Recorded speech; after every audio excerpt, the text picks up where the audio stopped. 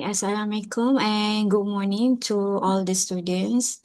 Today, our training is about hands-on workshop on quantitative research data analysis using Stata. Our speaker today is Prof. T.S. Dr. Imbarine Bujang. So before we start, can we recite Surah Al-Fatihah?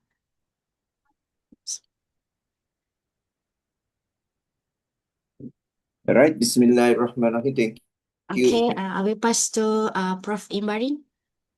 All right, Bismillahirrahmanirrahim. Assalamualaikum warahmatullahi wabarakatuh. A very good morning to everyone.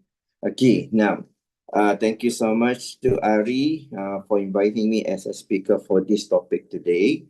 All right. So in order to kick off, okay, first of all, I would like to apologize, okay, due to this delay a bit because I have another program just now in which that we have to do this roundtable dialogue and then with the industry as part of the MQA requirement. So that's why I have to go there first, then I will come back here. Right, before we go, right, so how many of you here, how many altogether here? Ada 23, Prof. 23. Yeah, because I cannot see. Oh, okay. Right. Now, are you all actually using the panel data?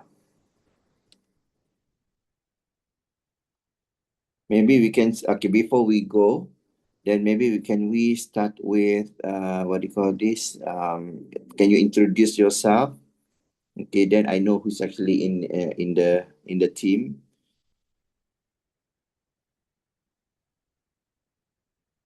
Okay. We start with Abdurrahman, is it?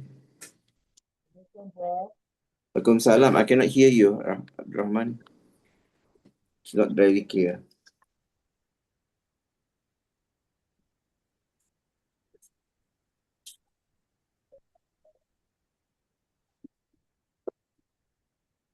I think I have a problem with the micro. Yeah, okay, already. Okay. Yeah, I can hear you. Okay. Yes. My name is Abdul Rahman. Can call me Rahman, Prof. Yeah. My supervisor is Prof. Zhu, and supervisor is Dr. Sarul. Okay. Orang dah balik belum dari Haji? Okay. And my research is using the survey questionnaire. Okay. The survey questionnaire regarding of the fraud detection, Prof. Okay. Okay, thank you, Rahman. Okay, can we proceed to the next one? Is it Nur Hajar? Yes, Prof, good morning, and good morning to the other members. So, my topic's basically on the ownership structure and audit quality on financial vulnerability. So, I'm collecting data from annual reports for 3 countries: Malaysia, Thailand, and one more is Indonesia. And my supervisor is Prof. Bab. Yeah. So that's roughly about myself. All right. Nur Hajar, are you meaning to say you are using secondary data? Yeah, secondary data, correct. From what year to what year?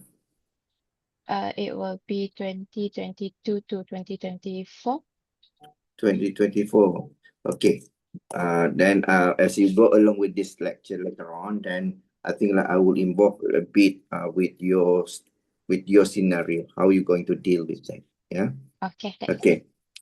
All right. Now, so the next one is it Sarah K?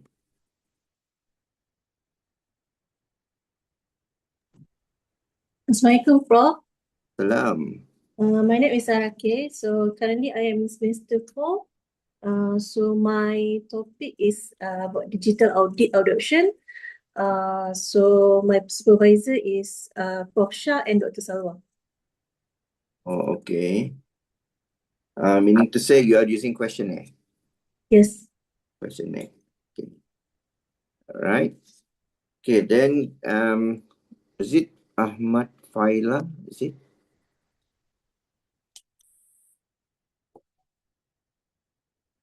Yeah, Ahmad Prof.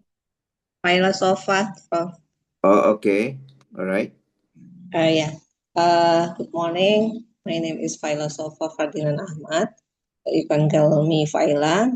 My topic this is about Sharia compliant hotel practices and Makassar Sharia value creation. I'm doing qualitative research. Okay. My main supervisor is Dr. Eli, and also my co-supervisor is Dr. Dalila Daud.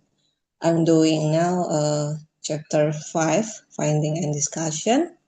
So this is a qualitative research, but I would like to follow this program because I want to know about Stata All more. right. Thank you, Okay. Prof. All right. Thank you, Faila. Okay, the next one is was it Arifa?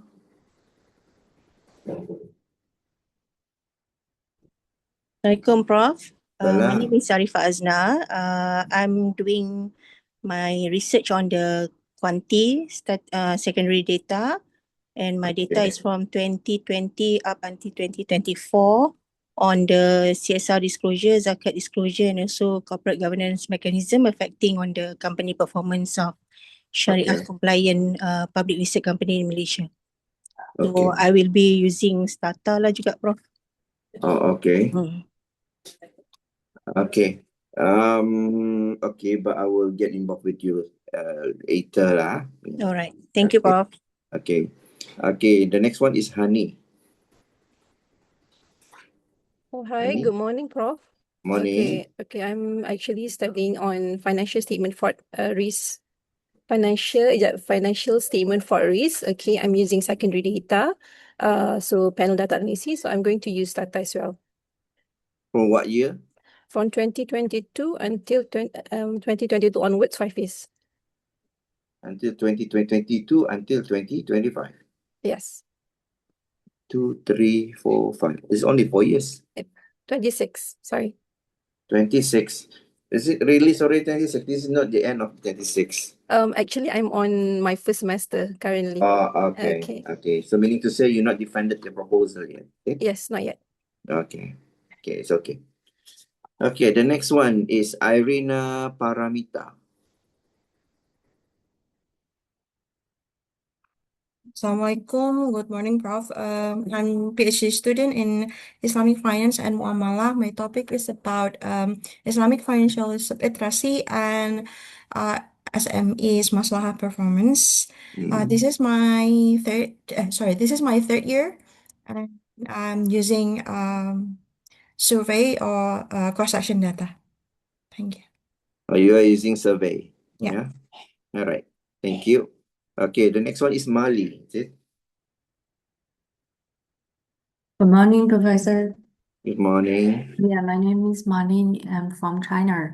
And I use the second panel data and from the 2014 to 2020, 2015 to 2024. Okay. At this stage, I do the data collection. The data from China, from the China store and some revenue report. Okay, any specific area you covered? Any specific? Sorry. Yeah, I mean your specific area. Meaning you said, because you said you are collecting data, right? Yeah. From 2015 until 2024. Yeah. So what happened now? Where are you now? Where are you? I'm so sorry. No. Where's your stage at the moment? You are collecting data. I had download all the data and then I need to clean all the data at this stage. Okay. Yeah. Okay. So have you experienced before attending any courses on panel data? Actually, no. Okay. I had to study some class from the other apps or some other lessons. Okay. No worries. Yeah, thank Okay. you. But your topic? Oh, my topic is about ESG to firm performance. I will use the Okay. green Yeah. technology innovation and digital capabilities. ESG And to firm performance. okay. Okay. Firm performance. Yeah. Okay. Right. Now, probably like you have new way of how to measure, right? Yeah. Otherwise, like because it will be look common to others. So probably like there must be some other element in the elements of ESG you already redefined. Yeah. Thank Okay. you. I'm expecting that lah, All right. Yes. Okay. Thank you so much, Mali. Then we're coming back to you. Okay, as we go along. All right. Thank you. Now, the next one is Muhammad Kwastan.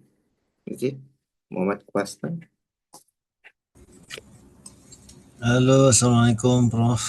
Good morning. Waalaikumsalam. Morning. My name is Muhammad Qasal Hadi bin Alias from ARI, which is, of course, obviously Islamic Finance and Muamalat. Okay, so Okay. this will be my second semester. I'm doing about Sukuk. So Sukuk. basically, still developing my research proposal and intending to do quantitative data. Okay. Yet to decide, maybe doing the bibliographical references atau study, and I will discuss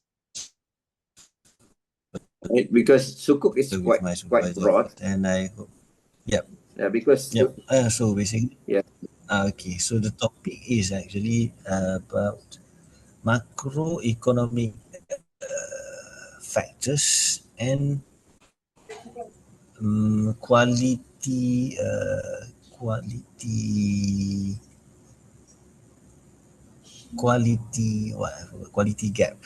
quality gap in the institutional quality gap upon sukuk issuance across five sukuk issuance in case of five top countries sukuk issuers. Okay.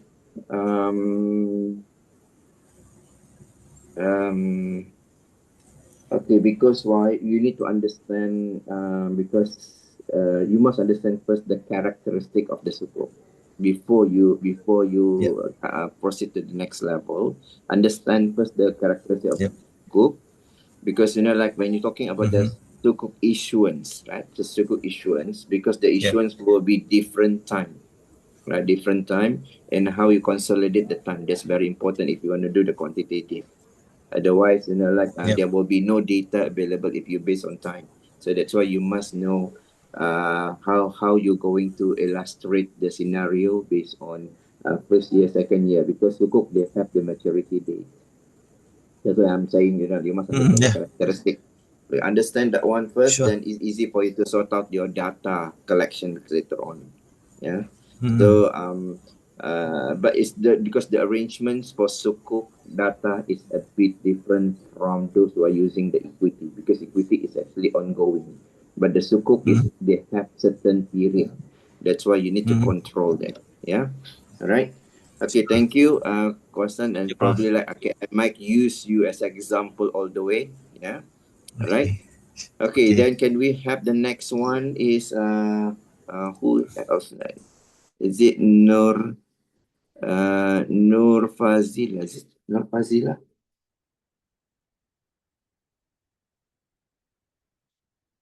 Nur Fazila? Is it Nur Fazila?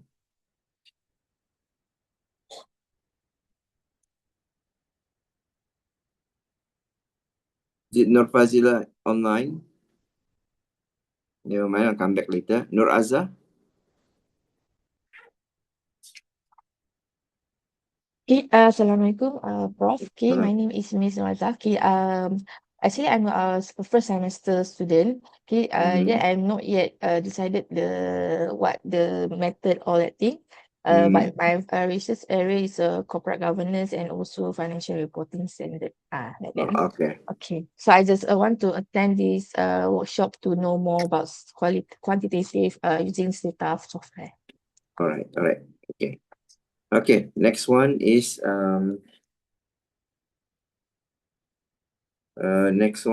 the who else? Okay, Nur Amira Sulaiman. See? Nurul Amir. Assalamualaikum warahmatullahi wabarakatuh, Prof. Salam. Okay, my name is Nurul Amira. Currently, I'm in my third semester. I'll be doing my research topic is on corporate governance, and I will use secondary data, quantitative secondary data, and for my data collection, and planning to use Stata MP for my data analysis. MP4, MBBO, is it? No. Stata MP. Oh, Stata MP. Oh, okay. Because secondary data, Prof. You already collect your data. In the middle. In the middle. Okay. I also use the MP because I don't have other version, but it's okay. Right. Okay. Thank you. Thank you. We'll coming back with you later. All right. And then the next one is Rauda Tarmizi.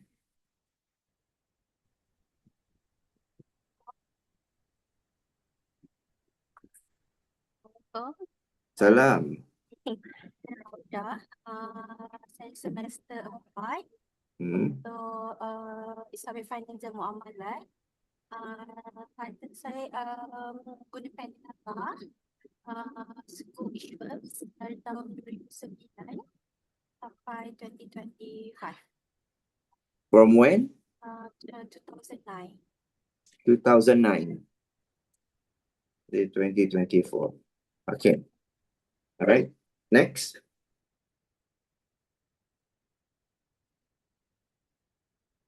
Next, who else? Already. Siti Mariam.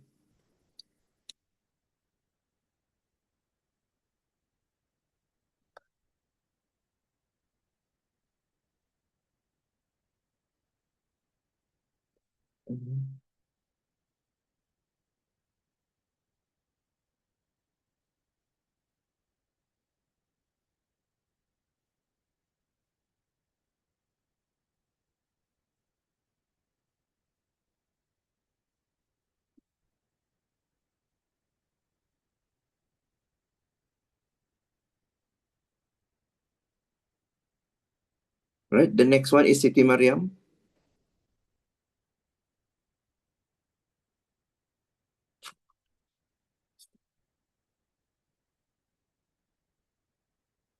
Ada. Okay. It's okay. Never mind. Sinta.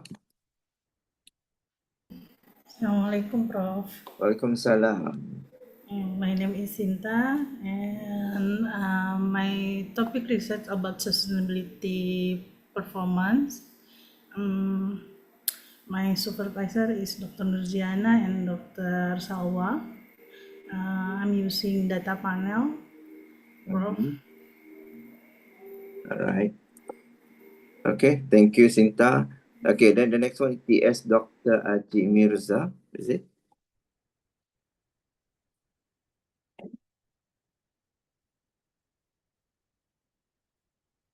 Okay. It's fun.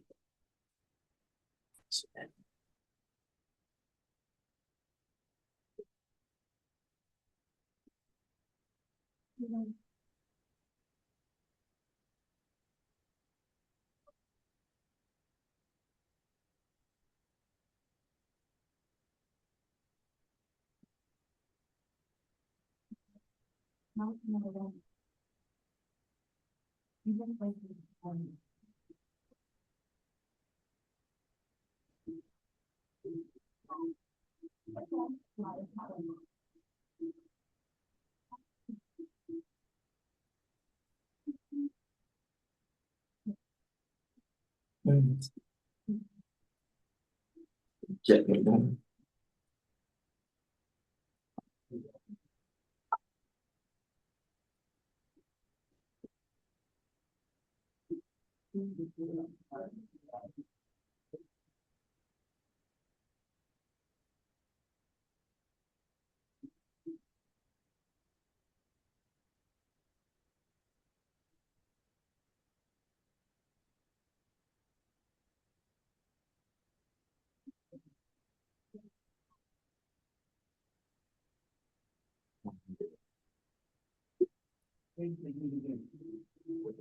Right. Can you give me a bit of time because I have one of my laptop here actually have a problem with the connections to the internet. Can you give me 1 second? Right.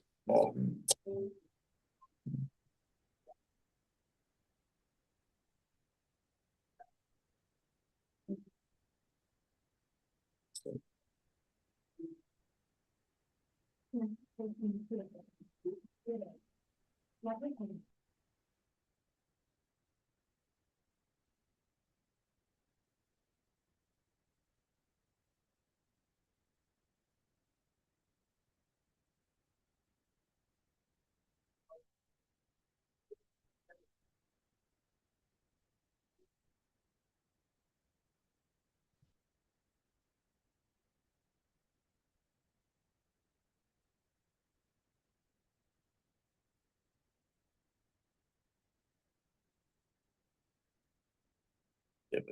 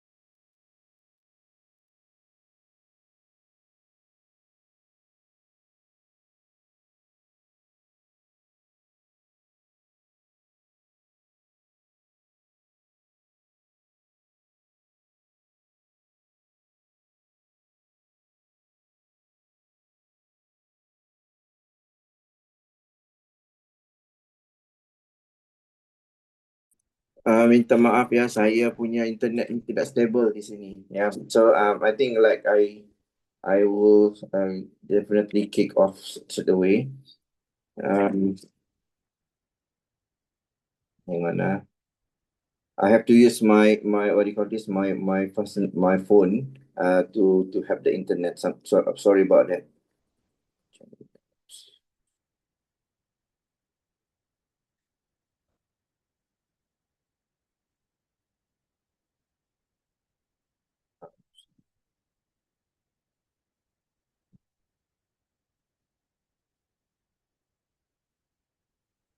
Kejap. Calling for the technical.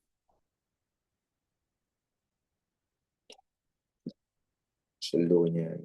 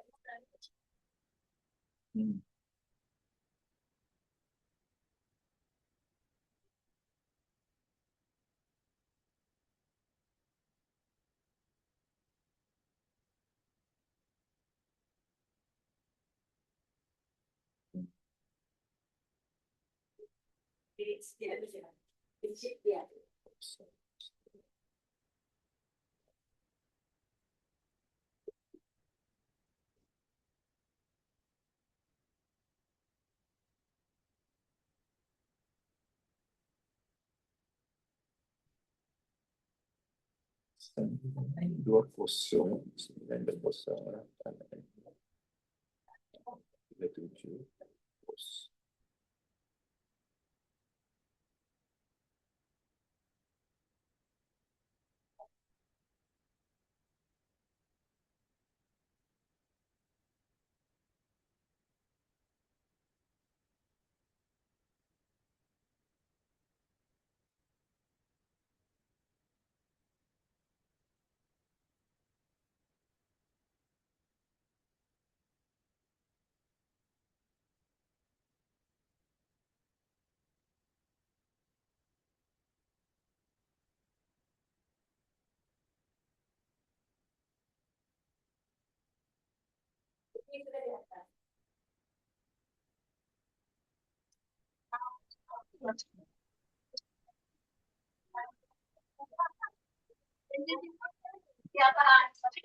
Saya bawa saya yang kerja berlapan yang plastik. Kemarin saya pakai di Bogor. Nggak banget.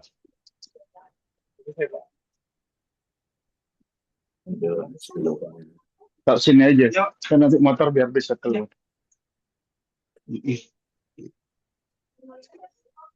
Iya.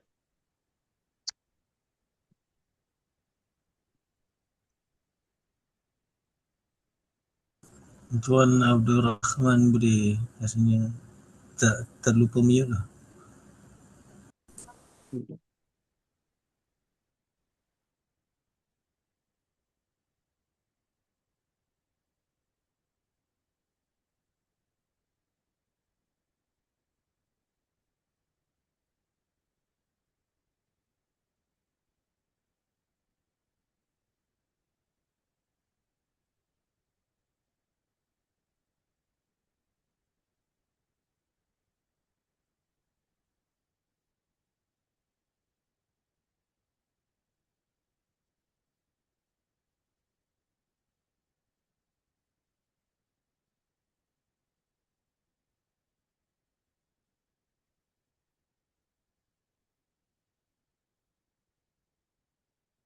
Yeah, because the line is very slow here. Okay. All right.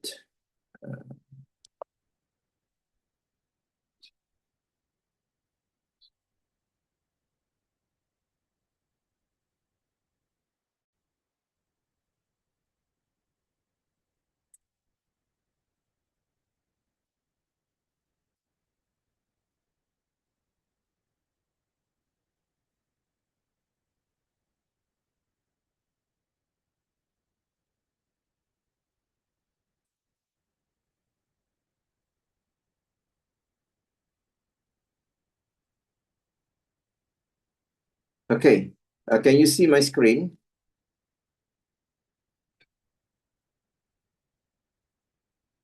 Can someone Boleh, confirm Prof. me?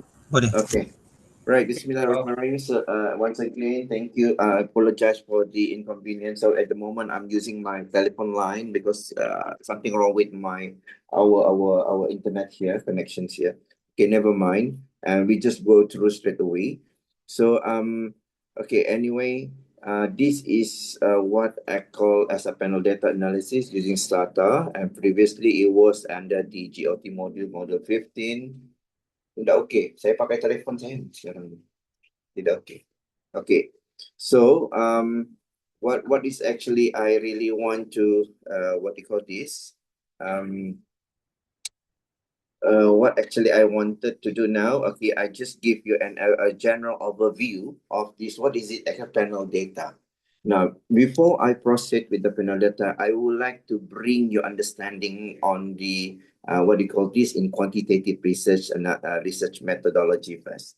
The quantitative research method is actually something to do with that, something that we can quantify, something that we can measure in number. Then after that, we collect the data based on several clusters of the what do you call this skill measurement of skills. Yeah, but obviously in quantitative research, right, we always deal with these four types of the scale. If you really understand about the measurement of scale, what the scale number one is actually ordinal, nominal, ordinal, interval, and ratio. But very obvious that in this quantitative research, especially dealing with the panel data and secondary data, and they're actually dealing with the variable with ratio, right? Ratio means, like the observation from time to time will be varied across the board. Yeah, they have can be stagnant, but it also can be what do you call this? It can be stagnant and also can be reflecting some variables or some changes from time to time. Now, if we back to the history, right? How this panel data coming in? This panel data was introduced by Ishao. It's a Japanese professor. Okay, basically the reasons why they go for panel data because of the issue in the statistical, especially dealing with the number of observations. Yeah. So at the beginning in the research history, like when come to the quantitative research method, they actually come up with this, what they call this, the first term they call as a cross-sectional techniques. The cross-sectional techniques meaning to say it's only calculated as a variable, all the variables are collected at once only. Okay, what does it mean by at once? Let's say it's actually based on the element of based on the unit of analysis. For example, if your unit of analysis is actually the firm level, so what happened if there is a firm level and your what do you call this at the firm level, meaning to say your cross-sections element will be based on number of company. So for example, the rule of thumb in the statistics, they always said that it's at least you have 30 companies, right? So meaning to say the cross-sectional will be built in 30 companies. Now, what happened if the companies is actually not reaching 30? So it actually it will affect your analysis. At the end of the day, it will not represent the whole the whole story of what actually you want to test. Yeah. But later on, and they said, okay, if we cannot do based on the cross-sectional, then they said it's based on time. Okay, now, then they come up with the second category, what they call as a time series. When time series meaning to say there is no element of cross-sectional. So time series is purely based on time. For example, just now I'm asking you from what year to what year, and Ani said that just now, Ani, you mentioned from 2022 until 2026, right? But if you look at the rule of thumb of the statistics, they said it must be at least 30 observation, meaning to say you must have 30 years. So meaning to say you cannot do the time series as well. Yeah. Now, based on these two limitations in cross-sectional and also the time series, therefore, they introduce what they call as a panel data. So what does it mean by the panel data? Meaning to say they're actually combining element of cross-sectional and time series, and they pull as one of set of data. Okay, clear? Are you clear a bit? What is it, panel data so far? You guys clear? Yeah, Prof. Okay. So meaning to say, like if you conduct the panel data, meaning to say you can actually solve the issue of what issue? The issue of lacking of number of observation. Let's say, like, okay, for example, if I have only 5 companies, but I have 6 years data, so 5 times 6 is equal to 30. But one thing that you must understand, because this is a combining element of both cross-section and time series together, but we need to understand the process and also the estimation process from the beginning until the end. Yeah. So many things that has been discovered in the panel data, I think it back to early of 1990s. Yeah, 1990s, it was started this. And then Ishao, and then after that, followed by the what do you call this? The apprentice of Baltaji. Then later on, like so many people who actually really keen into this technique, right? Now, when people say it's a panel data, meaning to say the setting of the data is actually being sorted according to the cross-sectional and also time series as together. All right. Okay, that is what we call a panel data. But under this, because I'm not going to do this introductory because this is straight to the panel data.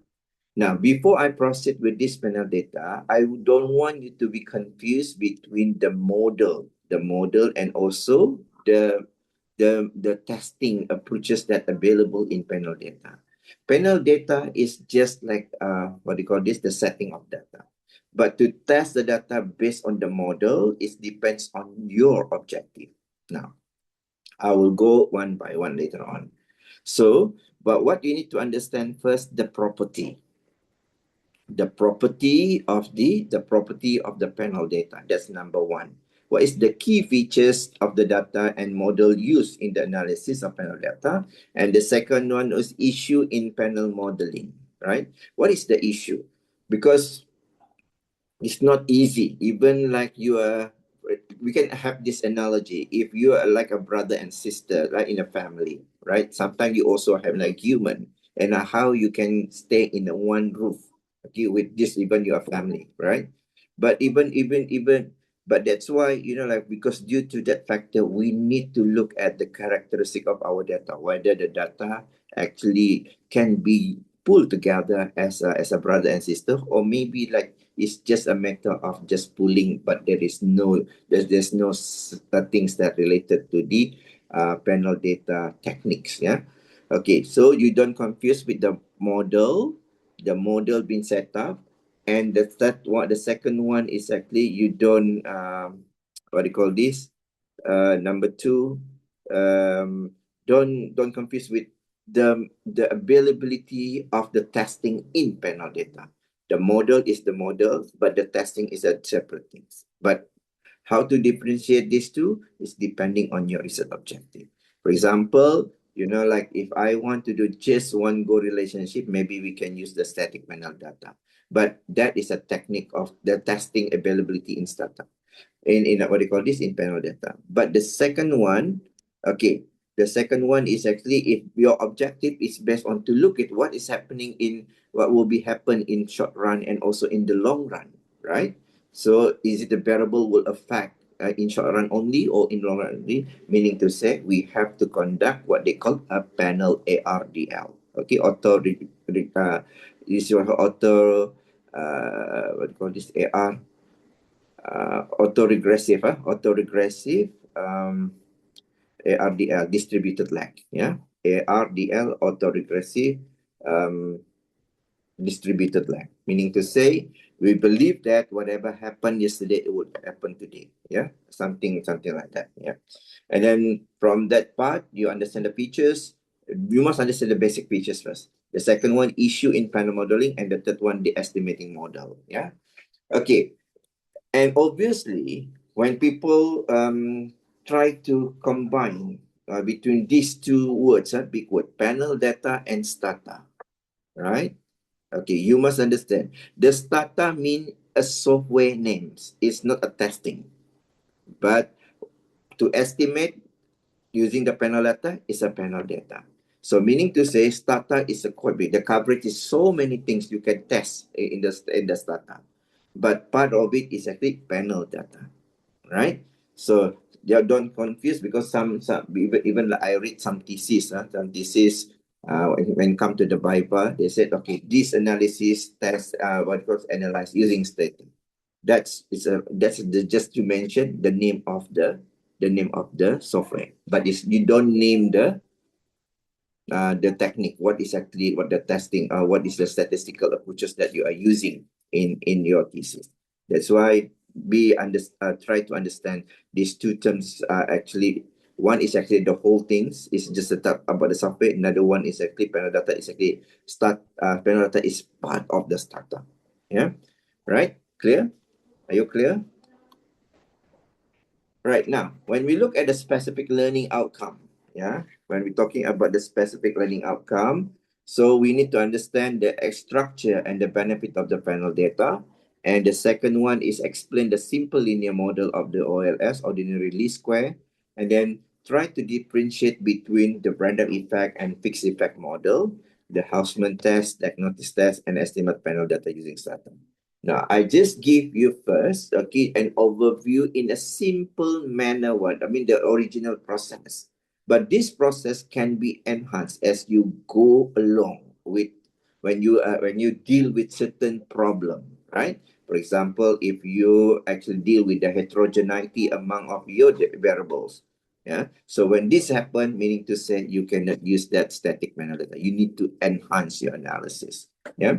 Now, so the basic understanding is actually based on panel data will be undergone with the very simple technique and on process. Yeah.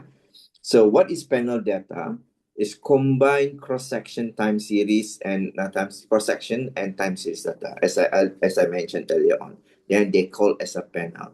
But sometimes in other language, they also call as a longitudinal data or multi-dimensional data involving measurement over time.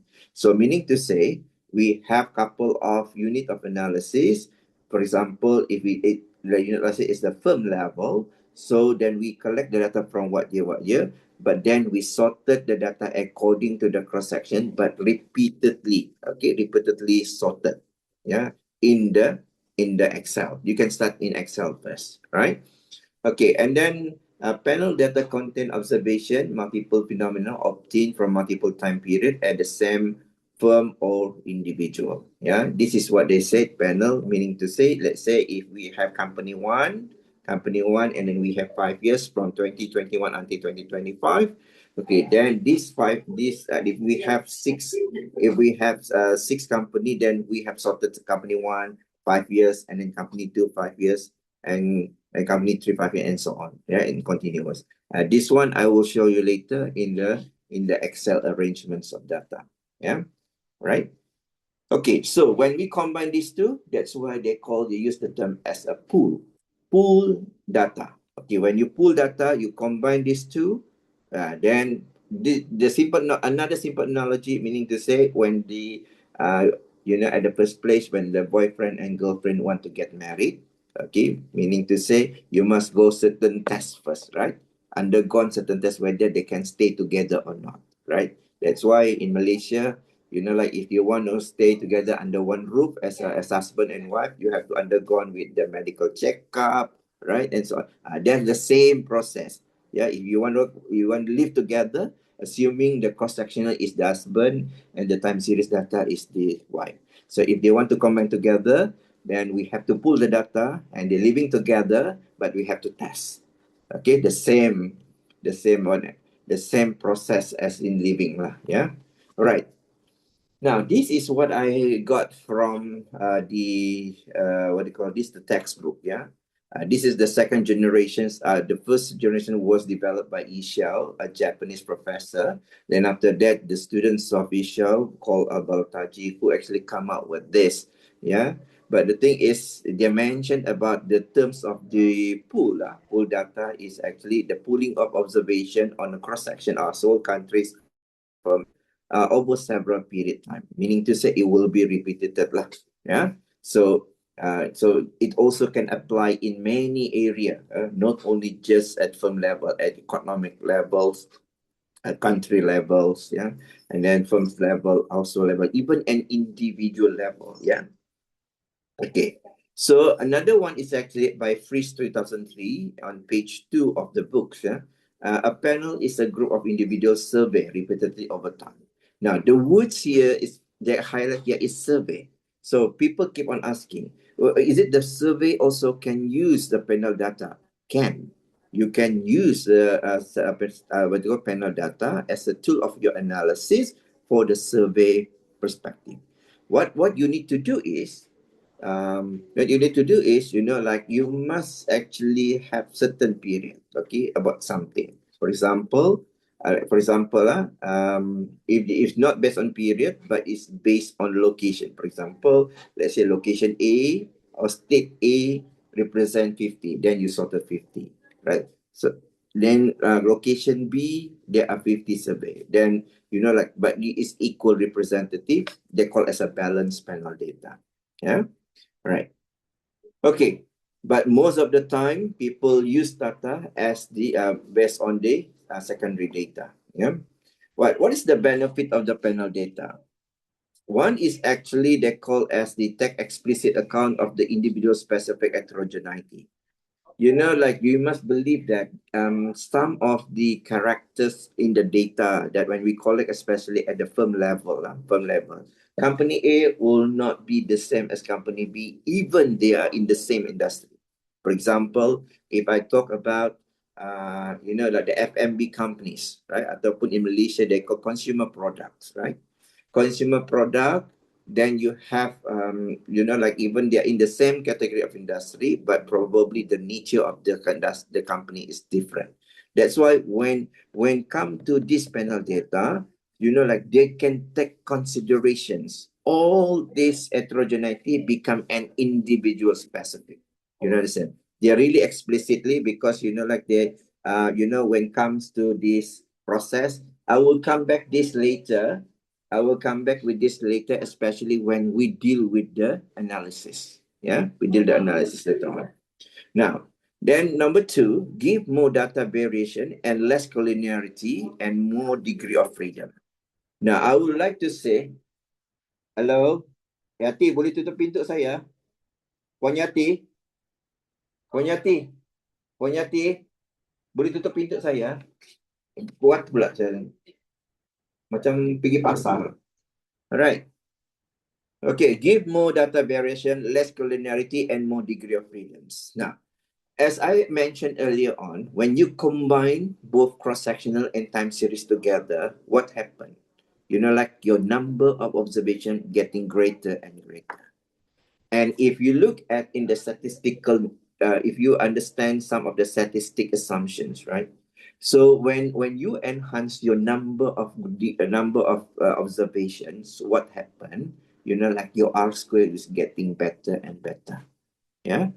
This is what they call the dynamic and the mechanics in the statistics. Yeah. But when come to this, they give the variations that it shows clearly, like, okay, sometimes, if you base on one firm, it will not be easily to be, what we call, easily to say that it's a positive relationship, just one company. But this one is actually from the many variations, then they will tell us overall is a positive, something like that. Yeah. And less collinearity because because like they're actually representing so many what do you call it, cross sections factor ataupun firm level factors, and that's why like they try to coincide lah. This is the system will do it automatically, coincide among all the variable and will lead you to have the less collinearity. Yeah. All right. And the third one is studying the dynamic of change. This is very, what do you call this? For example, it is well suited to understand the transition behavior. In panel data, they are very sensitive if you actually not defining your practicality implications. Yeah. Now, in panel data, they really want to look at, because some of the dynamic of the data from the perspective of the firm level to another firm, they will see in different ways. Yeah, it's not always static. Yeah. But the thing is, the dynamic can come from, for example, like, okay, yesterday, in simple analogy, to make it this easy to understand. Okay, is it yesterday raining?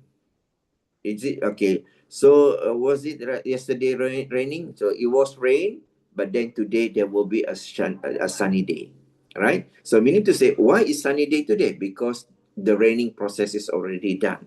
That's the logic things. So what I'm saying, whatever happened yesterday, it will give an immediate impact to the next year. Okay.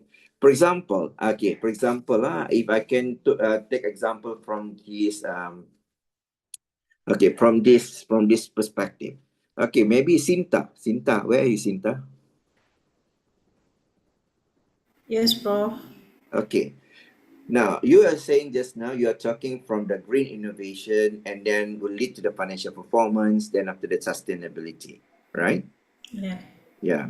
But now what I'm saying, like, do you believe that, okay, the green innovation implement for that particular year actually will give an immediate impact on the same year to your financial performance?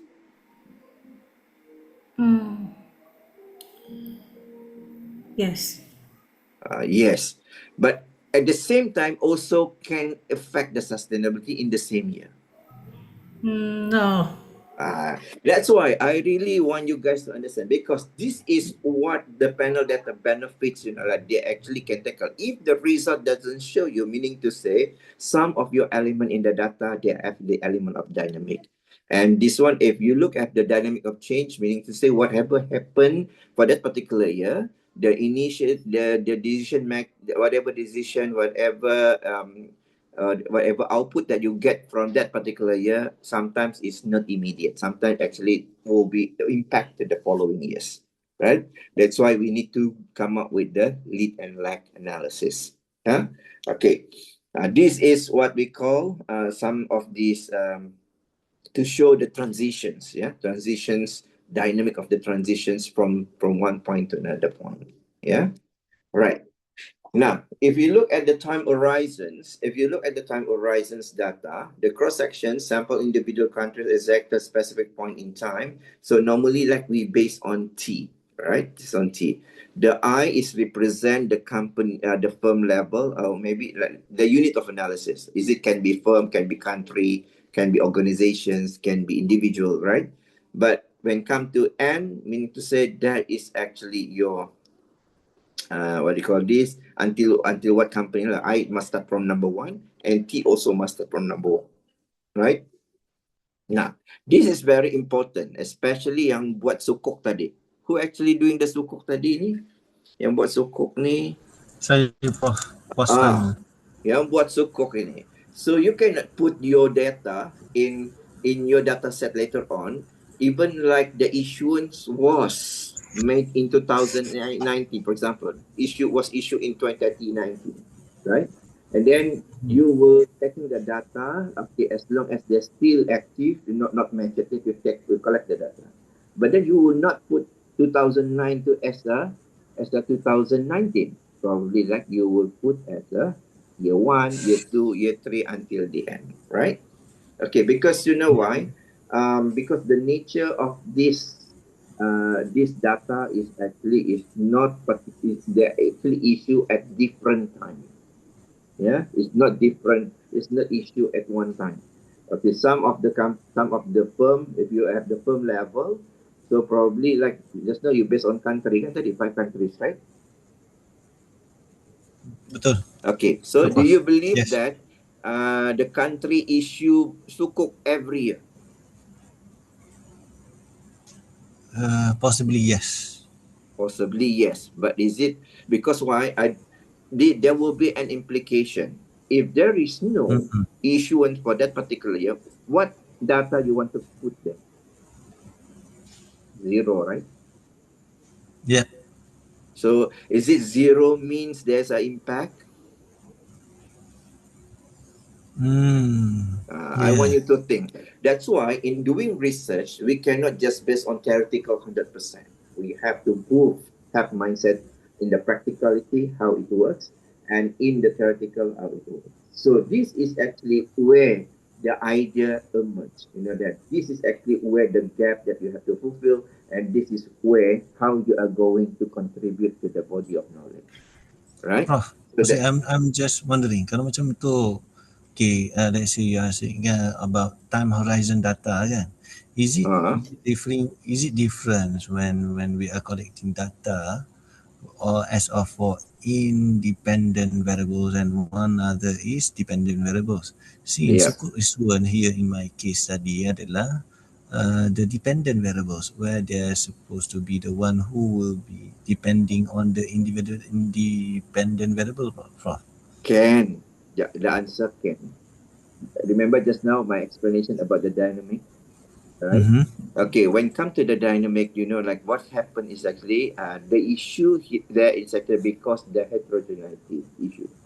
The heterogeneity meaning to say, you know, the character amongst of your data is actually different from one to another. Remember in panel data, when you combine, let's say husband and wife, you combine. When you make decision, it must be once, right? Whatever problem, it must be once. Represent, that's your final decision making. Right? Is it right? Agree, right? Same thing, you know, like, so meaning to say, you know, like, so what's our objective is actually, when we want to come up with the final say of the outcome from the analysis, it must be from hetero that coming back to the homogeneity. Understand? Meaning to say generalized, meaning to say everybody will have the same thing, say the same thing, right? So this is actually the ultimate goal that you need to look at from the perspective. Now, sometimes, you know, like maybe that you confuse when you read some paper, right? Some of the element where the dependent supposed to be dependent, but after that they become an independent as well at the same time. Oh, I see. Yeah, you will see that a lot of that because this is how the instrument the heterogeneity, because you need to use that. Because that's why I said, you know, whatever happened, because autoregressive actually determined based on the dynamic.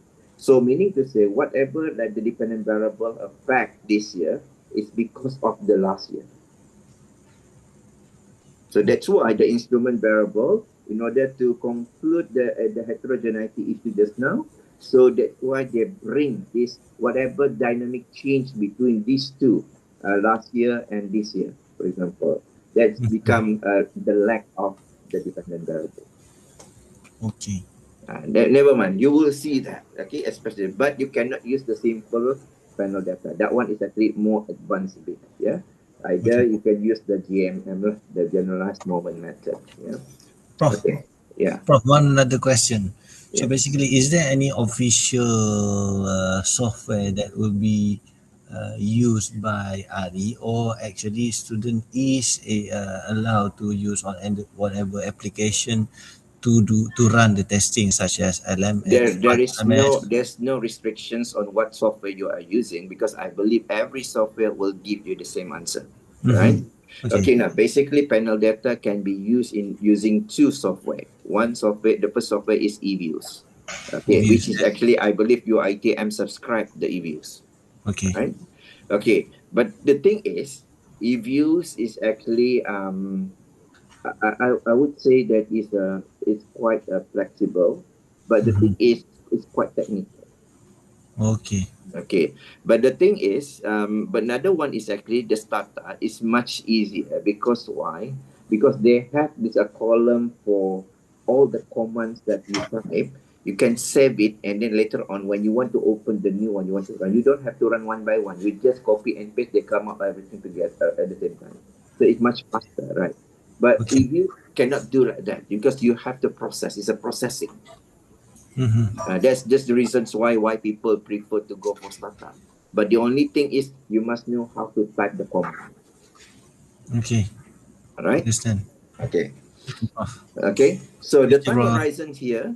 Okay, we go back here to the time horizon data. So as I mentioned, it's actually combinations of the cross section. It is element of I, yeah, and time series, and then after that observation, one more time variable over time. There's actually element of T. But every M must have their data. Yeah. Okay. Then when you combine Bob dimension, they're called as a repeated observations on the same cross section for several time period. Yeah. All right. Now, what is the common features of the panel? There are two types of the the features of the panel data. One is they called as a micro panel. Micro panel is called this large individual n and few times. For example, I think in the case of Mali just now, you are using the ESG and Yes. defining the performance, right? So I Yeah. believe that you have so many companies, right? Yes. How many companies? More than 800. 800 companies. How many time? How many the years? The years, 10 years. 10 years. So meaning to say your N is 800 is more than T is actually 10 years. So meaning that N is greater than T, we call as a large number, it's a micro panel. Yeah. Yeah. This is what people always wanted to achieve. Yeah. Because the micro panel actually can be expanded to to another level, a higher level of panel data, meaning to say more sophisticated panel data. But then macro panel is the other round. So meaning your T is greater than N, because this one is actually is referring to something that are very rare, especially for example, if I really want now, even like for example, financial institution, right? We know that financial institution is come from various different perspective, right? So many type of financial institution. But then like if I really want to do on certain industry, for example, insurance industry. Okay, now if I go to Malaysian stock market, and then how many insurance company are listed? There are very few, but you can collect the data more than the number of them. So this one is subject to the what do you call this? The nature of the industry. Sometimes there are not many players. For example, that's one of the example of insurance company. We can count by using your finger, right? How many companies actually involved with the insurance company. So when you want to study the insurance, definitely your N will be smaller than the T. Yeah. Okay. This is what they call a macro panel. Sometimes they call as a large panel. Yeah. Okay. Can you differentiate between these two? Can you differentiate between these two?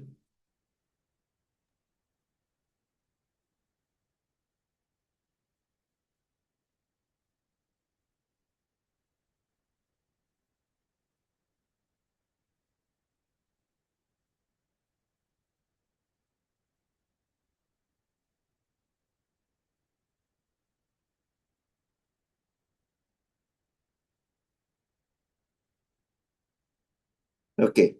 Then the next one. Okay.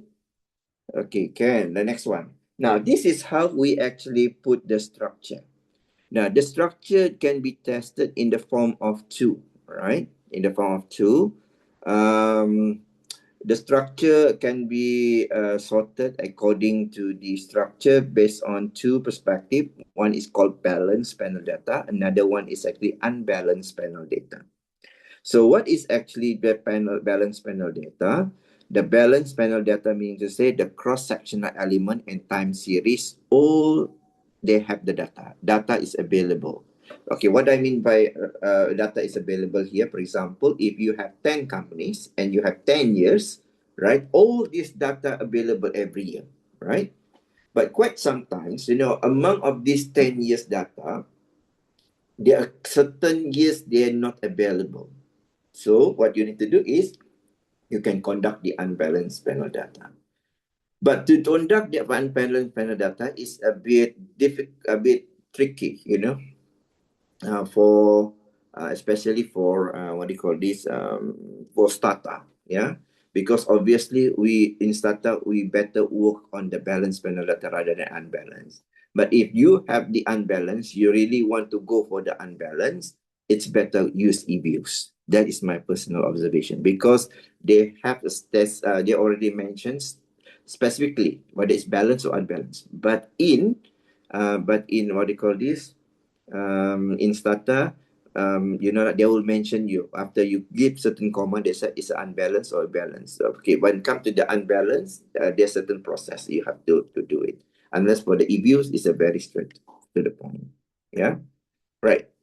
Now, this is actually the anatomy when, you know, econometrics modeling, right? Okay, now even like you are doing quantitative, but the way how you estimate your data and how you estimate your analysis and you're testing your model. So this is actually the process that we have to follow. Number one, yeah, number one, I believe that those who already passed your DRP, you already have this, what they call the theories, you already have the function and assumption. This is a very important stage, as I mentioned earlier on. You know, like I know you have spent a lot of time for yourself to read a lot of articles, right? This is but sometimes, you know, like you need to figure out, you know, in terms of not only just the theories, the function, the assumptions that underpin for that particular knowledge, body of knowledge, but at the same time, you also need to confirm whether in practicality it looks like that or not, right? But if not, then you can argue, if you can justify. But if it's supposed to be like that, then it can be what do you call this,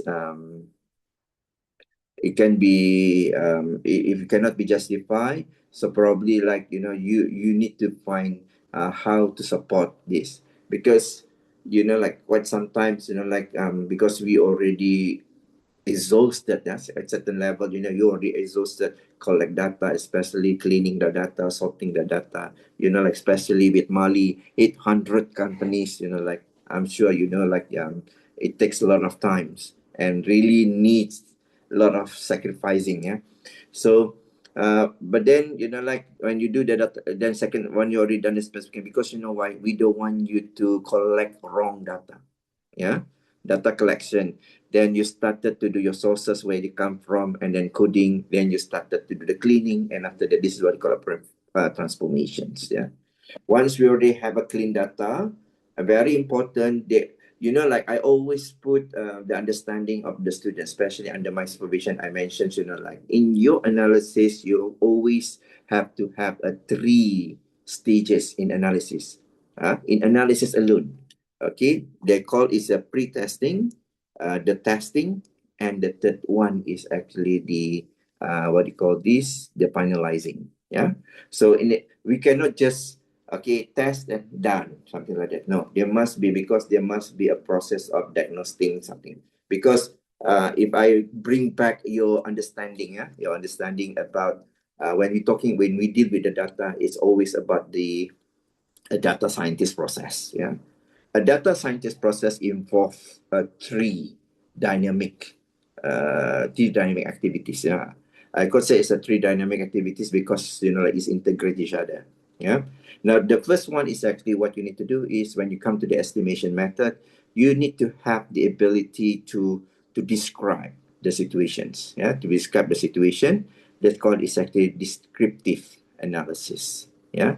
The second one, then when you estimate, this is actually part of what they call as a predictions analysis. And the last stage is what they call as the prescriptive analysis. So this is where the solution will come out. Okay, how you actually integrate the informations from the result that you get, and then from the result that you get, and then also connect with the justifications, okay, and solutions that we're going to suggest. Yeah, this is very important. And the fourth one is actually the evaluation. This is actually but it's also part of the solution. Okay, the prescriptive process. You can see the overall performance, But at the same time, like we also need to do some diagnostic checking, especially the three elements on the quantitative, the quantitative, which is actually the serial correlation issue, meaning to say when they say what is it meant by serial correlation issue, and then heteroscedasticity issue, and also the last one is actually the what do you call this? Multicollinearity issue. The three things, this one I will go through later. Okay, then to know that the diagnostic process, then you conduct the individual test for each of these diagnostic testing. And the last one is actually users, where is the prescription coming in. So we, based on the inferences, I believe that those in quantitative, you already developed the hypothesis based on what you understand from your literature reading. So after you already have some sort of thought, the school of thought that you already believe that this is actually from your reading. You found that the critical analysis that you conduct in your literature chapter actually will be used in here in order to link between the result, the discussion, and also the policy implications. Right? Now, this is what I always use. I always use in my mindset when I want to come up with this one. I use this SDEEU, meaning specification, data collection, estimation method, evaluation, and users. Right? Now, this is what they call the research flow of the panel data. Now, for each of my supervision students, right, I always ask them to come up with the flow to ensure the work is actually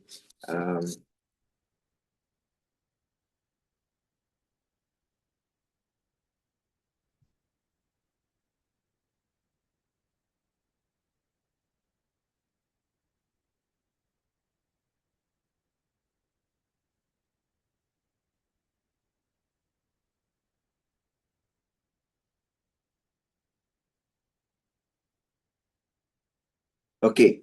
So this is the simple way. The simple, just a simple analysis for the panel data. And normally, I believe, as I mentioned earlier on, before we proceed with the analysis, we also have to always revisit our problem statement. Because the problem that you raise, the issue that you raise in your problem statement need to be answered. Otherwise, towards the end, you don't know what to discuss. So that's why your problem statement already translated into research objective and also converted into research question to drive you. What actually the answer you want to get. So this is very important. Then sometimes this is actually students only realize after they've already collect data and already finalizing the data, but you must also need to look at the property requirement of the statistical analysis. Now, as I mentioned earlier on, for panel data, it can be done in the form of either is nominal. Nominal, when I say nominal, meaning to say they are only yes or no. For example, gender, male and female is a dummy variables, right? It can be dichotomous variable or dummy variable, and also the ratio. The ratio, meaning to say this is actually the data is actually changed across the board. From time to time, they keep on changing. Can it be static? Can. But the thing meaning to say, whatever happened to the dependent variable, it doesn't make any difference to the independent variable, right? Because it's stagnant just now. So it will say that there's no relation at all. Okay. So under the research methodology, so what are the first things that you need to conduct under panel data? You need to run the descriptive statistic. Now, we need to understand first, what is the purpose of this descriptive statistic?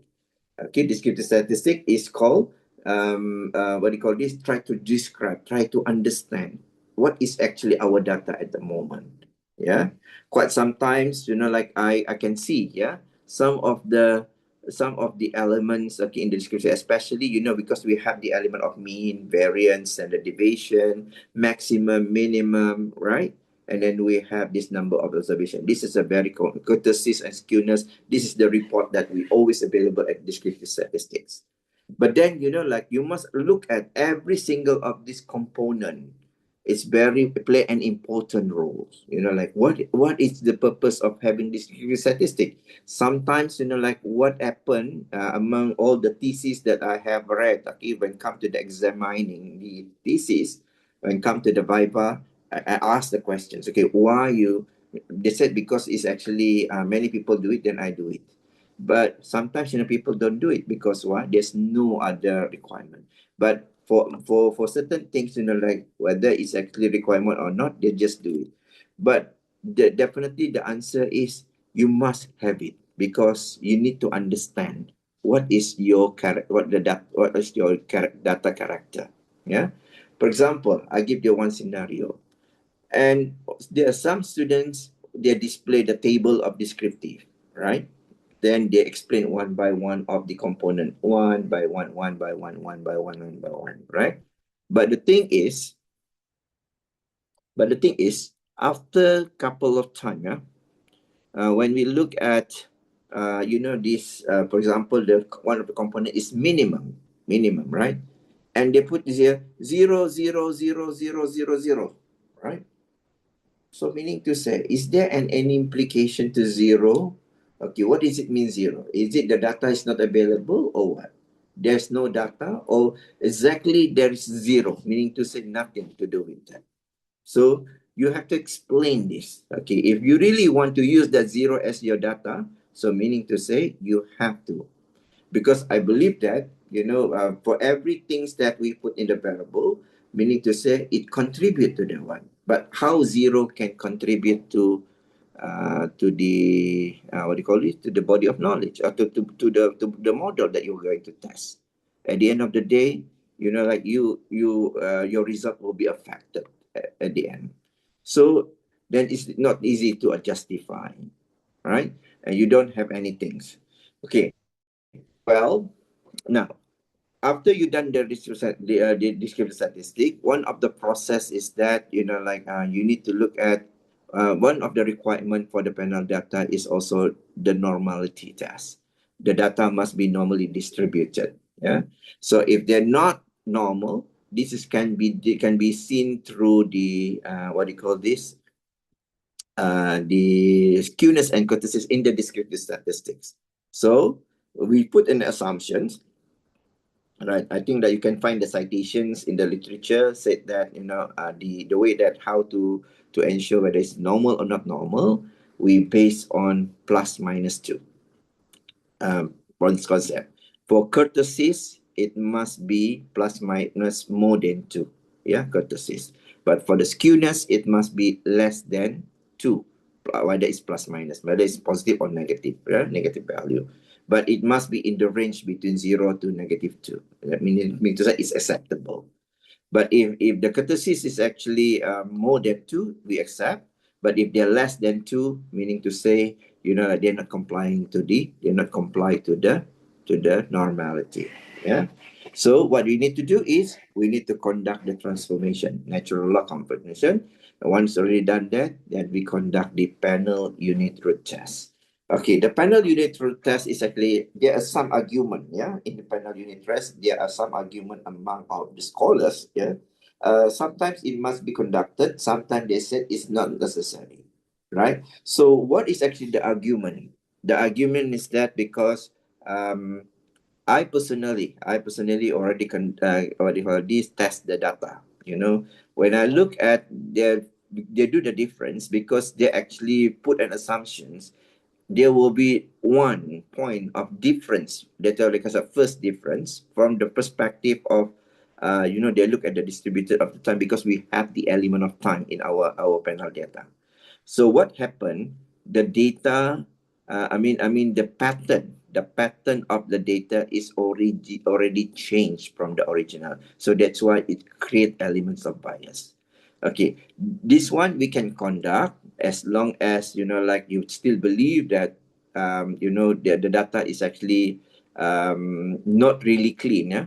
Okay, that's why they want to see the panel unit root test. Sometimes, in other words, they call as a stationarity test. This test is actually when they throw when they draw the original data, right? For example, this is the pattern of the data. But then, like when they test with the panel unit root and then it's not at level data and it's already, they said that it's required you to do the first different data. So meaning to say, like when you plot back the data after the result of the first different data, it's already not look as similar as the original data. So this is actually will put a bias on your data. So that's why there are an argument. I personally in my paper I said, like it's totally biased. They really changed the nature of the data. And that's why many people doesn't not conducting this panel unit group, right?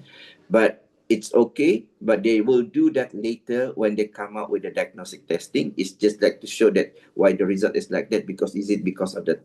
But at the moment, they just straight away go to the what they call this, the Houseman specification test. Okay, now since this one is actually they straight away go to the pullability test lah. Pullability test of the BPLM, the Bruce-Pagan LM test. The Bruce-Pagan, as I mentioned earlier on, and it's the simple analogy is like when you want to get married, okay, you have the husband and wife want to live together, then we need to test whether they can be pulled or not be pulled. Meaning to say that whether they can be stick together or not, right? So if they can be pulled, meaning to say when you test the BPLM test, the p-value is actually must be less than 0.05. If they're more than 0.05, meaning to say there is no the data cannot be pulled. So when the data cannot be pulled, then you straight away go to the bottom one, then you will conduct the panel OLS, so called panel ordinary least square, right? But to make it simple, like some people, they will use the new West method, meaning to say this is already adjusted based on the issue of autocorrelation and also serial correlation, and also, okay, when I say autocorrelation or serial correlation is the same thing, it's the same thing, and also heteroscedasticity consistent. That's called HAC, new US HAC, heteroscedasticity autocorrelation consistent, Okay, so they use the new US method. You just run, and that is then straight away go to the conclusions, right? Okay, but then, okay, on the other hand, let's say if the data can be pulled, then we can say already, okay, they already passed with one of the rules, one of the condition, the data can be pulled together, and it must be the p-value less than 0.05. And then we need to conduct what they call the Houseman specification test, whether the data is actually fell under the fixed effect model or random effect model.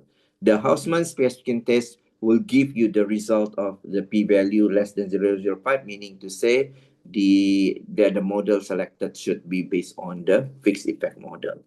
This is what I already I think that I will undergo with this explanation later on. Okay, and then after that we do this random effect model. Okay, random effect model. If the p-value of the Houseman test actually show more than 0.05, right? Okay, once we already done that, selecting which actually the model, then we need to check whether the model that we tested is already free from all these three problems. This is what we call a basic econometrics problem. Okay, the first one is multicollinearity. The multicollinearity means to say that we're going to conduct the BIF test, but the BIF test, BIF is short form for the variance inflation factors, which the test actually must be at least less than 10 lah. Okay, cannot be more than 10. What happen if the multicollinearity test is actually more than 10? So what we need to do is, meaning to say, there must be some of your independent variable are actually similar, come from the same family. So this multicollinearity actually exists when the independent variable that you use is not actually what do you call this? It's actually will be look similar to the other one, the others independent variable in that model. So what is the treatment? We need to remove the highest BI first, then after that we test back in again to make it consistent. So this is actually I mentioned earlier on. if you really want to avoid this multicollinearity problem, I mentioned about the specifications. Not only just you understand the theoretical, how it works, but you also look at from the perspective of applied perspective, mean from the practicality point of view. So when you understand this, that's the reasons why you will be able to avoid this multicollinearity happen. Yeah. Same thing with the heteroscedasticity. Remember just now, the one of the benefit of this what do you call this? They can actually capture the individual specific heteroscedasticity, right? So the benefit of the panel data, they can eliminate this issue, right? By correcting the model if they have this issue. But this one actually will be corrected based on the next stage after you test the serial correlation as well. So there are a couple of ways how to test this and then how to make it most correct, the most accurate and also valid result. And we also can come up with the call as a robust result. That will be the final model in panel data, right? Finally, it's easy for us to do the conclusion and recommendation. Yeah. Now it looks like a very flow, right? But the thing is, this is a basic one, the basic static panel data. Now, if let's say, as I mentioned, let's say if the heteroscedasticity consistent, meaning to say there's in terms of the some of the variable, what is actually the heterogeneity means. Okay, the heterogeneity means you see some of your variable are connected to the errors. Okay, because in the model towards the end that we're going to write plus error, right? So your error supposed to be equal to 0. But when they have certain value, meaning to say some of your what you call this independent variables still associate with your error terms. Yeah. So when this happen, then you cannot use the static panel data. You have to a little bit advance, and you need to conduct what they call this the GMM analysis, what they call the generalized moment method. So in this generalized moment method, they have two. What they call one is system GMM, another one is different GMM, right? So it depends on the needs. Okay, depends on the needs. What is actually you want? Yeah. It's depend on the issue that you raise. Okay, whether which one is appropriate, whether use the system GMM or whether it's a different GMM. Then is then like this is another level, but you need to understand this is the basic process first. So if this has happened, meaning to say start from before the after the harassment specification, you already have what they call this an instrument variable, and sometimes you also have to conduct what they call a two-stage least square. Yeah, two-stage least square to eliminate the issues that raised in the model. Yeah, that one is another level. Yeah. Okay, I believe this is actually the process, the simple process that you need to follow first. Okay, now if you're not satisfied with the result and you need to identify what do you call this, if there's a presence of the endogeneity issues. Yeah, if the endogeneity issues, then meaning to say as a heterogeneity issue, endogeneity meaning there's a correlations among the independent variable and also your error term. So when this is happen, meaning to say you cannot use the static panel data. Yeah, you have to use GMM. Okay, then now remember just now. So I already used the terms OLS, ordinary least square. I used the GMM, right? Now, what is actually the estimator being used under this static panel data, right? The fixed effect, fixed effect and random effect, yeah? So in between of the OLS and GMM, they are actually what they call a GLS, generalized least square. So meaning to say, if they not comply with the panel data, you are going to use the pool OLS, meaning to say ordinary least square. Okay, ordinary least square. The second one is actually the second one is actually the this one GMM process. No, sorry, GLS process. Then if you found the endogeneity issues raised, then you have to use the GMM. Yeah. Okay, I think I have a question. There is a question just now. The question said, okay, from Irina, okay, is natural log transformations compulsory for all data? It's not compulsory to all data. It's depending on the result that you get from the descriptive, especially on the curtices and skewness. If they comply with the assumptions, the rule of thumb based on plus minus 2 of the skewness and curtices, okay, plus minus 2 meaning to say the curtices must be less than 2 plus minus, and the curtices must be more than 2, okay, plus minus, and then the skewness must be less than 2 plus minus. So in the case that they're not comply, you have to transform the data, right? Because it looks like, you know, you might just understand transformation is not, what do you call this? Manipulations technique. No, it is actually an equivalent value, right? Equivalent value to the original value. So meaning to say they will put in a standard value. So when everything is standard, then it's easy. They connect among them, you know, because the estimation is based on standardized. Yeah. You understand what I mean, Arina? Yes, Prof. Thank you. All right. Okay. Now, so this is what I'm saying just now, right? I think I don't have to explain a lot. Yeah. So, for example, you know, like the static panel data just now is actually random effect and fixed effect. But if you cannot do the static panel data, so meaning to say you just do the pool OLS lah. Yeah, meaning to say you stop there. You cannot continue more. But another thing, okay, they call the next one is actually the dynamic panel data. Dynamic panel data meaning to say, you know, like you actually put a lag value of your model. You know, meaning to say, you know, like what happened today, you believe that it was last year performance. Yeah. So this is what they call dynamic. And the GMM just now, if the presence of the endogeneity issue, then probably like you need to conduct. But in the GMM, they have two type. What they call is the system GMM and also different GMM. What to use? Sometimes, you know, like it's depend on the needs. Okay, how what to use this actually is depending on.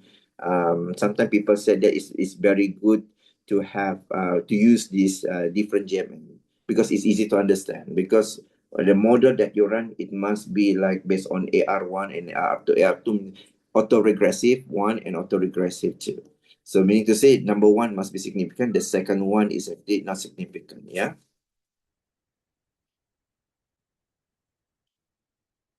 Okay. Right. Okay. So the next one, yeah, another one is actually called just now, the panel ARDL. Yeah, panel ARDL. The structure of the data, how to sort, the same. Still the same. But when come to the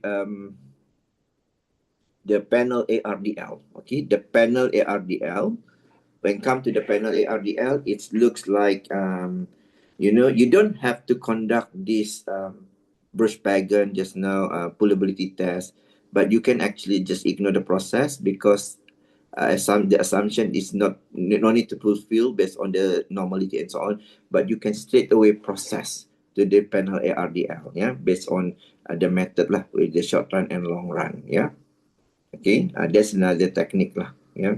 But the estimator, they still use the JLS, yeah. All right. Now, this is how to estimate the simple econometric model, at least the least square. Remember just now I mentioned that YIT. Y is dependent variable, where the I is actually your unit of analysis. Is it the firm level, country level, or what? So if you base on the country level, I, so meaning to say the I is actually represent the company, is equal to alpha plus beta x1 IT, meaning to say it's actually already combined, yeah, between the dependent variables of the unit analysis and also time together, yeah, at the same time, yeah. All right.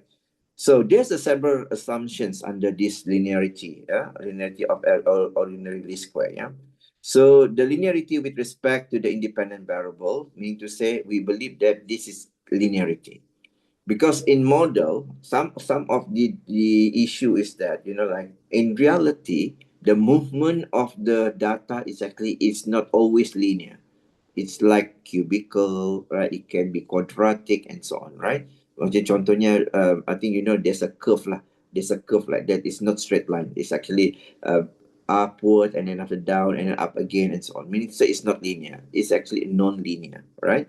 But this assumption, if you conduct this, meaning to say it's actually linear. Whether it's positive or negative is a very direct. But exogeneity, this one is actually meaning to say, which is actually, I feel sometimes, like you cannot comply with these assumptions. So because we believe that, like the error is already equal to zero, right? When they're equal to zero, meaning to say, all your independent variable are not correlated, not correlated to any regressor, meaning to say your independent variable. Okay, so omitted variable are not correlated with the included variable. Okay, this is actually meaning to say your error must be equal to zero and not correlated to other the independent variable in the same model. Yeah, disturbances are independent and identically distributed. That's why I said when I say identically distributed, that's why that's the needs that why we need to check our descriptive statistics based on skewness and kurtosis, because the assumptions for this square required us to have this what you call identically distributed, means it's a normal distributed. But the thing is, back to Arena question just now, is natural log transformation compulsory for all data? This is why we need to ensure that there are actually to ensure everybody actually have the same manners of the data, and which is actually the characters of this data actually can be classified as a homoscedasticity, yeah, and they are actually not correlated to with each other. Non-stochastic independent, meaning to say, kalau non-stochastic, this one is actually there's no shock at all on the independent variable. And no exact multicollinearity. That's the most important thing. Even among the independent variable, they are not correlated. This one also part of the early part of the descriptive statistic, especially that, but we run not based on the input in the descriptive statistic, but we have to run another testing, what they call a cross correlation. Then we can check among of the variable, there is no severe high correlations between this independent variable. So when there's no severe high correlation, so meaning to say, like they are not particular. Even like we also can do another test of round of the multicollinearity after we run the analysis through the variance inflation data BIF just now, right? If there's no time invariant, in fact, the expected error not equal to zero, this might violate the assumption number 2 and number 3. Meaning to say, if they're not zero, remember number 2 just now we said the error must be equal to zero. The error must be equal to zero. If they're not equal to zero, so meaning to say we already violate again the assumption number 2 and number 3. Yeah. Right. Now, this is our assumption. We believe that they are linear, right? For example, like you are using 4 firms here, right? This is, but you don't report in your thesis like this in the graph, no need. But but I want you to understand how it works. Yeah. So if you look at, let's say we have 4 years data here, that's why they have the 4 dot here. So the assumptions here, if you look at all the line is actually straight line over there, right? So meaning to say, it's possible they actually can be pulled, right? But it also not be pulled as well, because the character of data is different. If you look at the dot also at different point, but the slope look similar, right? So when we test whether this can be pulled or not, so if they're under pull ULS, then meaning to say, like the Haussmann result must be not significant. So that's the reasons why, can you see that, towards the end, you need to understand why I showcased you this line. The reason is because, in nature, we try to make our result actually generalized to everybody. But that's why, like to get this point of view, where they have the similar slope of each of the regression line. Even like you sorted data as a pool, but actually they will draw the line according to the firm, because they classify as code firm number 1, code firm number 2, number 3, and number 4. Right? So, but if you look at the dot of the dot, is actually they actually not look similar. They are different. But when they write the estimate the line, this actually looks similar, right? This is actually the benefit of the pool OLS, where like they try to eliminate the elements of the heteroscedasticity. Yeah, right. That's why towards the end it will come out with the homogeneity. Yeah, right. Okay, but when come to this one, right? If you look at the estimation referred to the assumption one, okay, the error is equal to or is linear, all linear, right? And the model that constant coefficient referring to both intercept and slope, okay, even like they are look similar in terms of line, but the slope is different because they actually not lies under the same. In terms of the slope, in terms of the nature of the line, it's the same. But if you look at the nature, why the firm 1, firm 2 are not close enough? Why? And 2, it's similar to the 2, 3, and 3, 4 as well. But like meaning to say they are different. Okay, in terms of firm, they're same kind of industry, but they're still different, right? So that's actually we need to look how they're going to combine this as one, which is actually the final result reflect to the whole things. Yeah, right. Now, what is heterogeneity? Just to make you understand, yeah? Your population samples of result are different from one another, all right? So meaning to say, in panel data, individual firm, countries, group are unit of heterogeneous. So meaning, that's what I said. Even they are actually, we classify as a one group, right? One industry, for example, in consumer product. But are they similar among the firm? For me, they are not, right? Maybe they are different in the form of, whether they are different in the form of what? In the form of size of the company is different, right? And then maybe the needs of the firm, of each firm also different, right? That's how the heterogeneity is coming in. But however, right? However, this process of how the heterogeneity can be converted into a homogeneity, which reflect the whole things, right? At this, because like towards the end, even they are different, but the final result that we produce from the panel data actually will be homogeneity, where everybody actually will use the same findings. Yeah, because they pick up all those variable among all those the firms that involved in the panel data, and at the same time capturing the characteristic of the data, and later on they try to come out that's the best fitted estimations based on the homogeneity. Yeah, right. Now we go to the first one, the random effect model. Okay, under the static panel data, REFE, but now we go for RE first. Yeah. Then this is actually when we believe that when we assume the individual specific effect, okay, sometimes we call as the unobserved heterogeneity, they exist but uncorrelated with the regressor. Okay, this one is we believe that it's more on the contributions from the perspective of individual effect in the cross-section in random. Okay, so meaning to say that the pickup, the data that you have in that particular model, right, is actually the cross-section actually to be assumed as a random.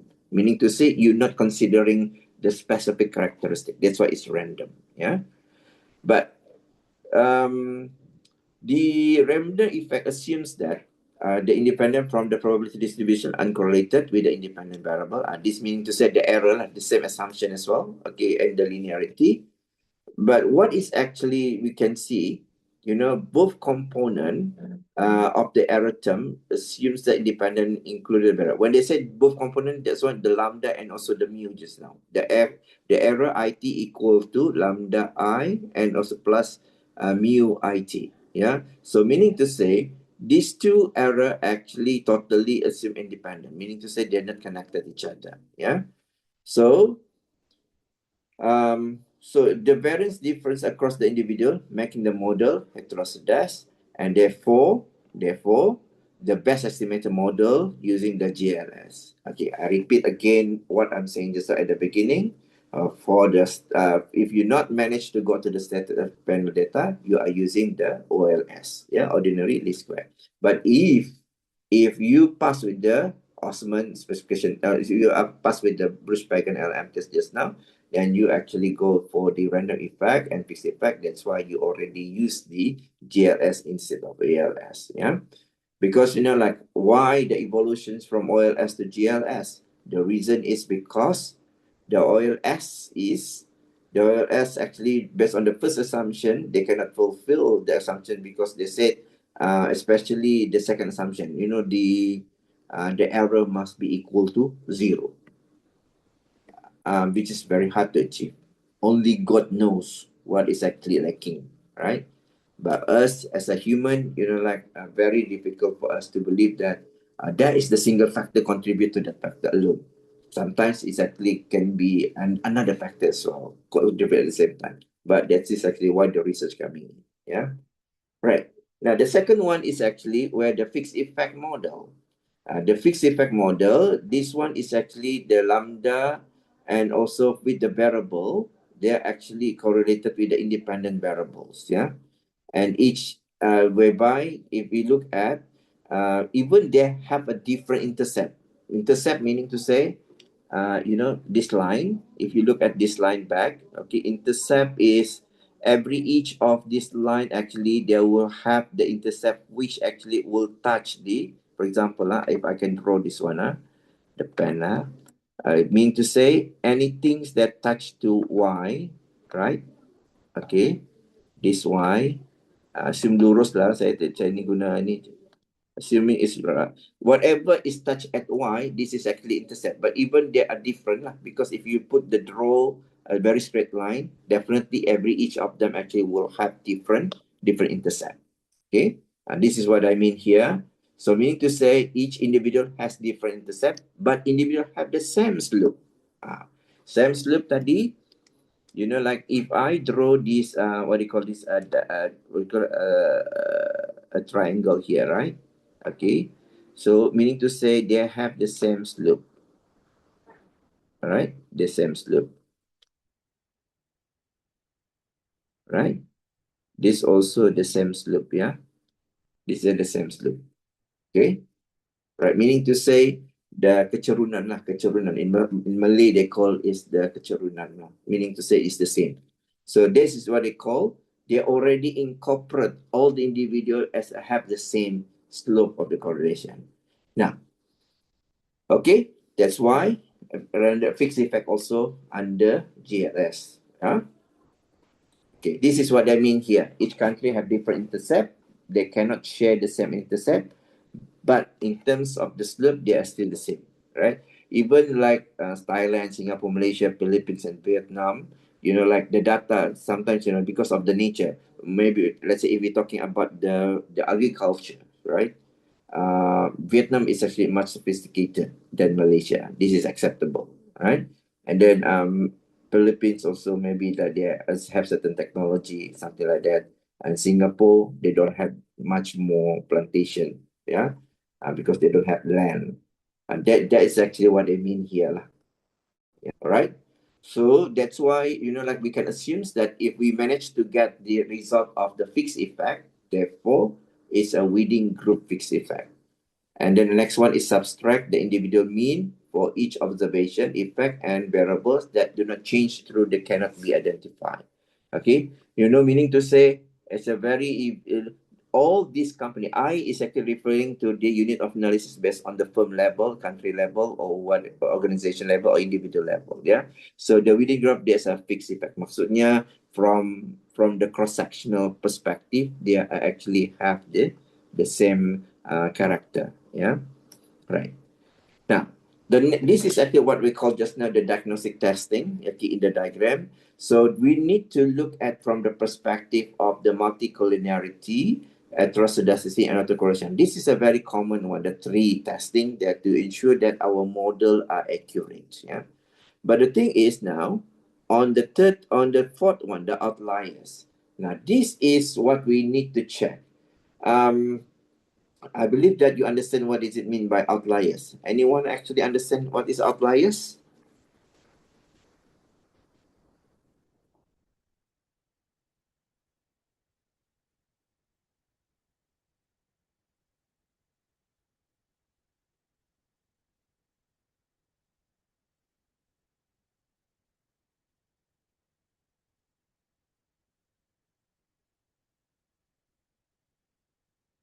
Anyone understand what does it mean by outliers? Prof, the item is far from the distance to the average, Prof. The standard deviation is so huge compared to the others. The errors, is it? Can you repeat, Rahman? The item, the characteristic of the item is the distance so far to the average. So, example, if the student take the exam, the mark is 80, 85, 70, or 75. But the one item or two item is example that got the 30. Or the other orang lah, that the item, the characteristic is compared to the average of the others is far behind or far above. Okay. We can accept that, but the thing is, you must understand what does it mean outliers, meaning to say it's not belongs to that particular groups, the data, right? Now, in simple analogy, if I can say in relations between two variable, for example, the size of the house and the price of the house. Okay, what is the assumptions? The biggest the house, the highest the price. Is it correct? Yes, correct. Correct or not? Yeah. But the thing is, when you found one of the data, it's a very small house, but it's more expensive. Now, is it belong to that particular group data? No. That's why, meaning to say, like but because our preposition is depend on your preposition. Yeah, what's your preposition? So my preposition is, I said, the biggest the house, the higher the price. That's my biggest my proposition, original proposition. But when I look at my data, how come my data at the lower one? Okay, how how my data, when I look at the data, I check one by one, I check one by one, and then maybe like in easy way, I put in scatter plot. Then I found that one of my data is actually saying that the smaller the size, the higher the price, even if the very big one. So meaning to say, this is not belongs to that particular preposition. So of course it's happened, especially those had a very, what do you call this, dynamic place, or maybe this one is at the very high end area, right? So definitely the small house is getting expensive, but that's not under our proposition. So you need to look back at your proposition, okay, whether it's active, because it will affect your analysis. But then what we need to do after that, we need to remove this data, because this data might be representing other things. Yeah, you understand or not?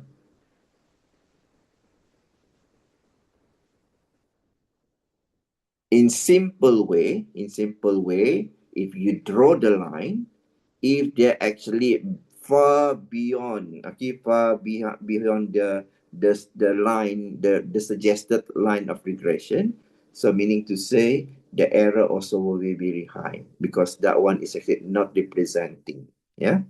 Okay. All right. Understand? Boleh faham? Okay, Prof. Okay, thank you.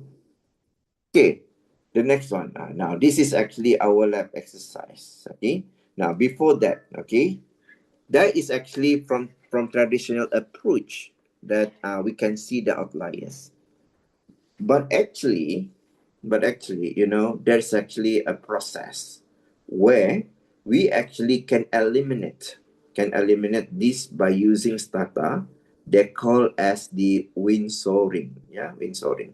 Hang on, I think I need to open that.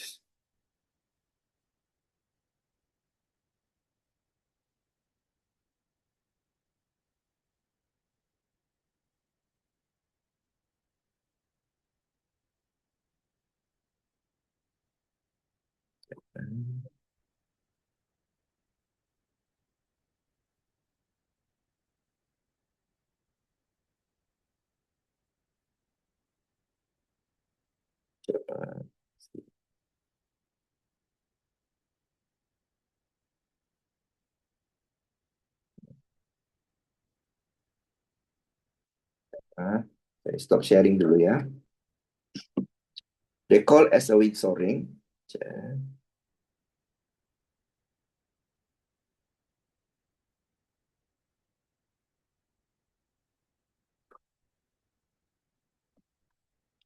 Okay.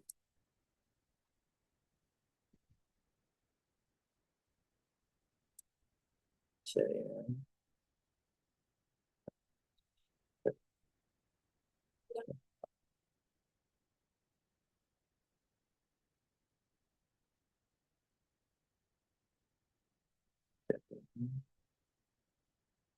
buatkan dulu.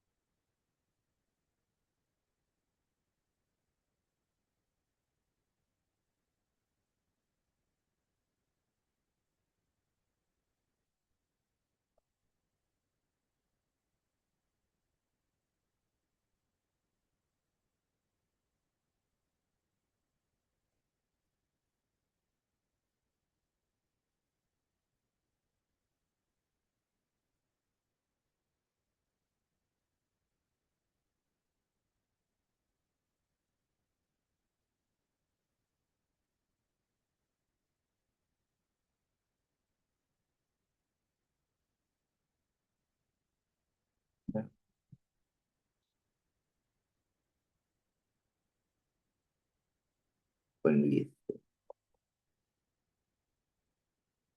Sekejap, saya share balik. Okay. This one.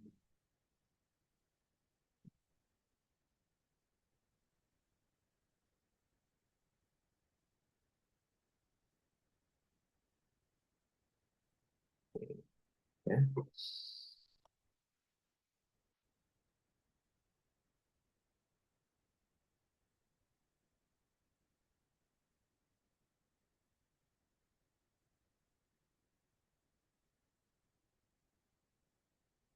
Boleh nampak skrin saya?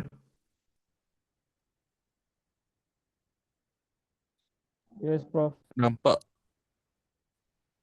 Okay. Now, the next one is, as I mentioned, these outliers, outliers. They're also another, kenapa? This one. They're also another, what do you call this? Another process, what they call as windsoring, yeah. The windsoring is actually, what do you call this, it's a technique used to reduce the influence of the extreme values. Now, for example, just now, how come the small size actually, the small size but selling at a high price actually in my data? So meaning to say, what we need to do is we need to set this data to be removed from the observation instead of deleting the outliers lah. Yeah. So meaning to say, just now, from the traditional approach, we delete this manually, right? Go ahead. But the thing is now, if I might look at from the my variable perspective, so if I can actually just want to ensure that they are actually in the similar group, because we're talking about the homogeneity, right? So what we need to do is we are actually winterizing actually will replace the extreme value to the low value extreme based on the selected percentile. So meaning to say, as I say, if I want to, I have 100% data, but I just want to winsow my data based on 5% from the top and 5% at the bottom. So meaning to say, I just want to look at it from the angle at 95% of my data. Is it okay or not okay? So this is actually why another what do you call this, another technique that we don't have to go for manually deleting these outliers. But what is the most important part here, right? So, of course, like they will distort the mean of the standard deviation and the bias of their regression coefficient, but maybe also they will violate the assumption of the statistical test. But what actually, and also produce unstable, misleading result. But the point is that even this is actually could be happen, but actually, like is many papers already starting to use this windsoring process in order to, in order to focus specific on certain area of the data, certain percentile of data. Yeah. Now, how we gonna do that? This is the process. You need to install the SSC install Windsor. Then after that, you generate this Windsor variable and generate, and then the P is actually the percentile lah. You know what percentile is? It based on 10% or 5%? It's depending on you, right? So, but normally like the variable that we name as the variable 2 lah. Yeah. But never mind, I will do this exercise to show you understanding. Yeah. And then after that, we run the regression, then look at the different coefficient before and after. Yeah. Now remember, when run the analysis, make sure the variable that selected is variable 2, which is based on the variable ready with Windsor. Meaning to say, we have the original series of data. After we do the windsoring, then we need to collect, we need to run the data based on Windsor. This is another technique how to actually eliminate the what do you call this, the outliers. But using this, but they're not looking at from one angle only, but they look at if you're talking, if you want to take up at the bottom of 10%, they also will take up the highest 10%. This is to make it consistent. Yeah, right? Okay. Now, when come to the hands-on using Stata, now I'm not going to do today for this morning, but we're going to continue this afternoon, 2 o'clock. Yeah. Probably like you can, if you have data, you can just play around with your data as well. But as for this just exercise purposes, probably like I will do I will do this what do you call this, the ends on probably the static until the windsoring process lah.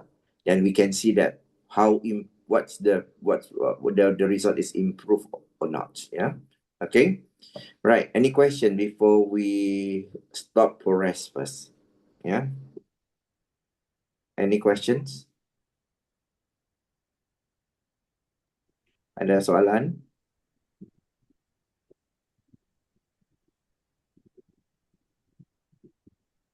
Any questions?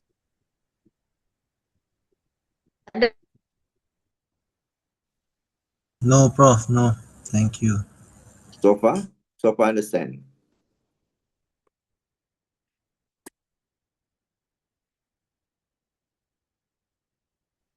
So Okay. okay, Prof. Okay. Now, okay, so can we continue at 2 p.m.? Yes, Prof. All right, thank you so much. Okay, then I'll see you back at 2 p.m. Ina, are you there? Ina?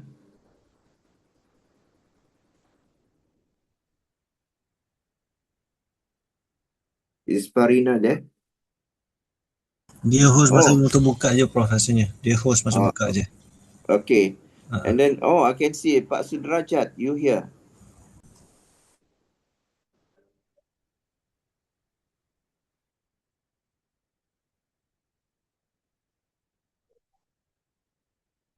Pak Sudrajat?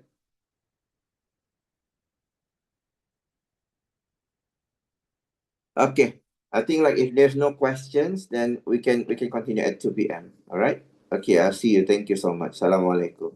Thank you, Prof. Thank you. Terima kasih. Waalaikumsalam. Thank you, Prof. Okay. Salam, Prof.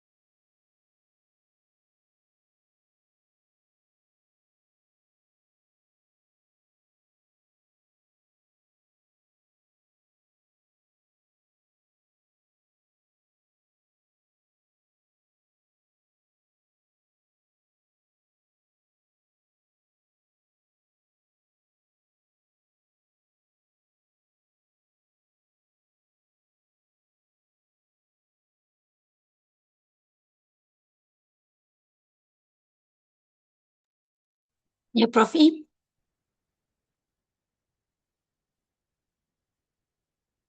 Hello, Prof. Im. Tadi Prof Im dah suruh pergi rehat.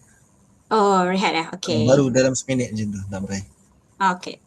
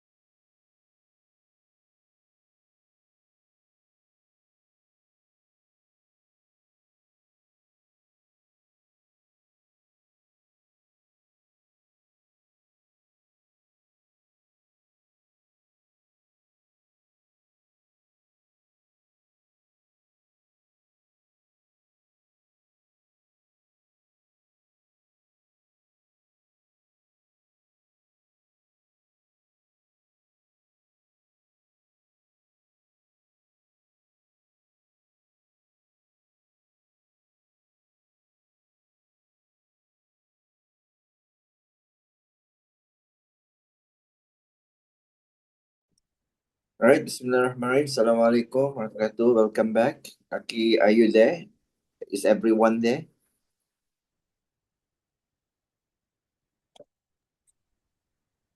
Good afternoon, Professor. Yeah, good afternoon. Shall we continue or shall we have to wait your friends? There's another participant to come. Ari Secretariat, Ina.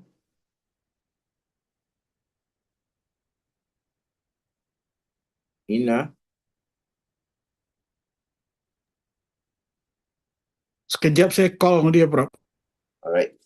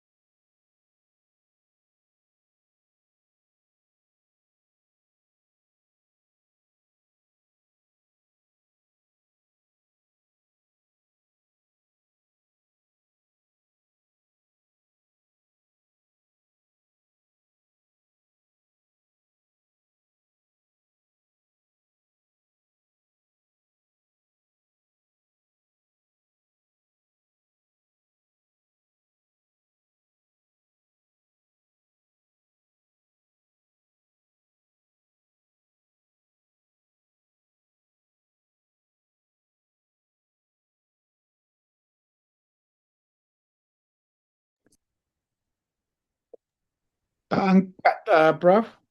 Okay, Tapi oh, never kata, mind. ya, kau lanjut aja, Prof. Okay, all right. Okay, let me proceed. Yeah. Okay. Okay, for the second part of these sessions, so I would like to continue a bit, okay, from what we have started just now.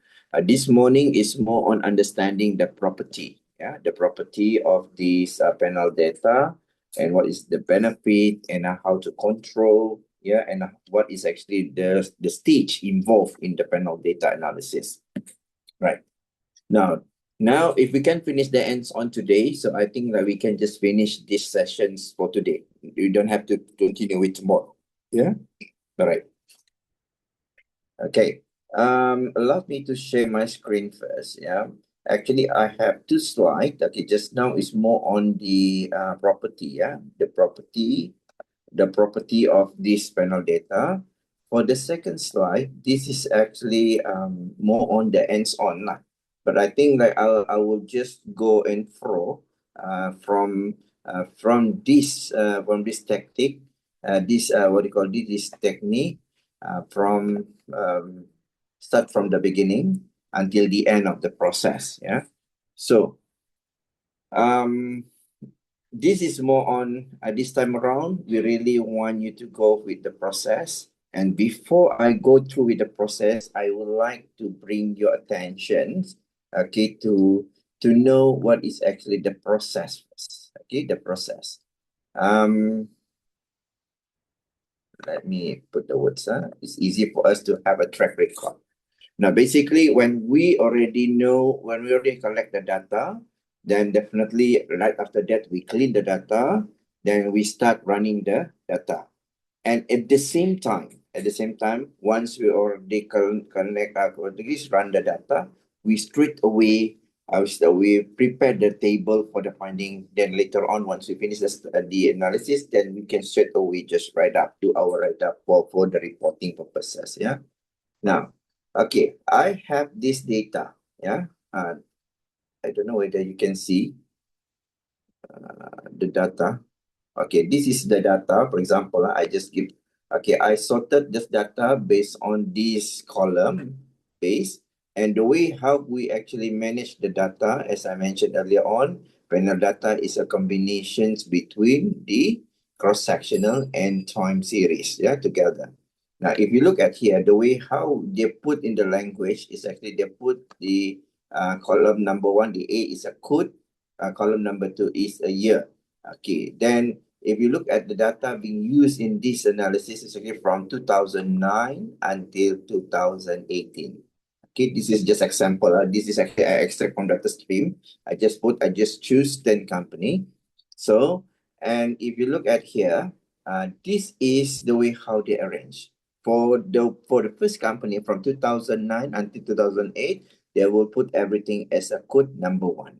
It can be anything, number. You can start with 101, and then after 102, but sometimes to make it easier, we just do 11111 until the end of 2018. Then later on, after that, you continue with the number 2 and also number 3.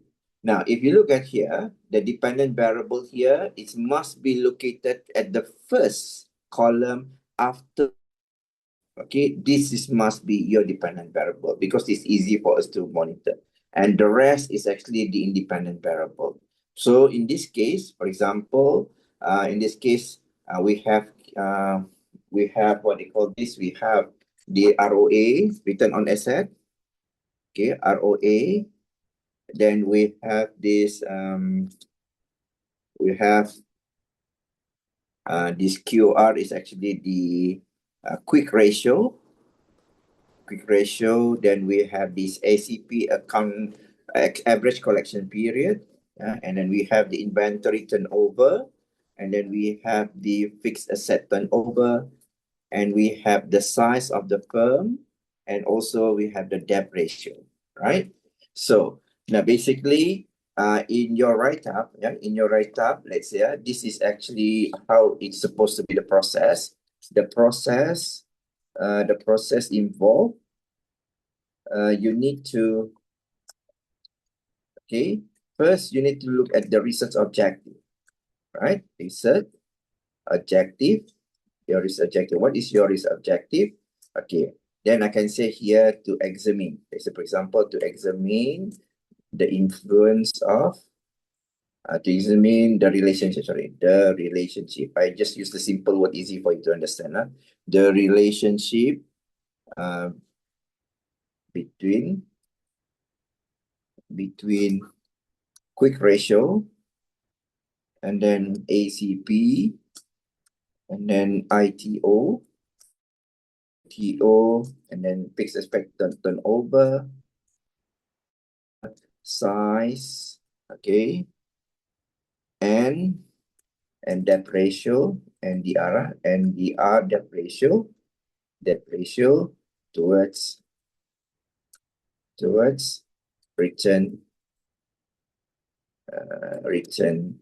returns on asset. Yeah. So this is your objective. All right. If you have more dependent variable, then you can. So, and because since we are doing what they call an inferential analysis, usually it's involved the hypothesis. This hypothesis must reflected with your research objective. So meaning to say, we can say that there is a H null assuming I can say that there is a mixed result in the literature. That's why it's the argument between the return on asset and also financial ratio is still not answerable. So we can actually come up with the there is no relationship, okay, between what? Between this one, Control C, and I just put here short comma, and then towards the return on asset. But what is actually the H1? The H1 is alternative is there is a relationship. Okay, this is, you need to answer, try to find the answer of this. Yeah. So now this is need to be answered. Okay, whether to reject or not to reject the hypothesis is depending on our data. Now our objective now, we already aligned, and so far, and they also have certain problem here which relate with the return on asset, to show that whether there is what do you call this, financial ratio influence towards the return on asset. Yeah. Okay. Now when we clear, then the first round, if you look at the process, they said that we need to conduct what? Conduct the descriptive statistics, right? Descriptive statistic. And if I can recall back what actually, if I can recall back, okay, what I'm saying this morning, I mentioned about the role of the descriptive statistic is to understand the characteristic of your data, whether this is actually under the jurisdictions of the data, whether it's actually should we proceed with this analysis or not, right? So if you can also do it, the what do you call this? You also can do in Stata the descriptive statistic, but I think it's much easier if you can do here in Excel. Is much faster than Stata, because Stata you have to create and then transfer one by one, because the presentation is not. But if you use the Excel, is much faster lah, right? So if I can click data analysis, right? Data analysis, then okay, then there is a descriptive statistics here, and click OK. But then you put the input range. This is your input range here. We start from ROA lah, yeah. ROA. Okay, until the ratio down. Okay.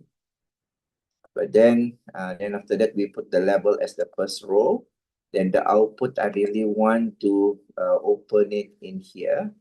Okay, let me start put here. Right, I put in L, yeah. Then unclick, then straight away click summary statistic, yeah. Summary statistic, then click OK. Right, and they will provide us here. So what we need to do is, I just this can be done within 1 minute. Okay, to clean our what do you call this, our table. Control C, and then I just put here, move a bit, then easy for you to delete lah, right? To delete the column, the unnecessary column one. Okay, this one delete, and this one delete, and this one delete. Yeah, this one delete, and this one is delete. This one is delete, yeah. Okay. Yes, I just rubbish. Okay. Okay, so can you see that here? Then after that, we just put whatever that we want. Okay, I think this one is not important, the median, because it's actually ratio data. So we can delete this one, delete, go up, yeah. Okay. Then we need the standard deviation, variance, okay, courtesy, skewness, but range we don't want. No need lah, this one. No, unnecessary. We delete, yeah. Okay. And then we have this maximum minimum we want. The sum is no meaning. Then we have to delete. Yeah, there is no meaning for that one. Delete and shape. Okay. Then I completed my, what do you call this? The table. My table of, what do you call this? The table for my descriptor. Then copy. Then I send back to my words. Yeah. This is the first task you need to do. Right? Now, I already have in a PDF format. I already done once. Then I need to read this. Okay. And in the most important part in this descriptive statistic, you need to look at the, what do you call this, the skewness and the kurtosis, right? If you look at this, our principle said that, it must be above 2, right? Above 2 plus minus above 2.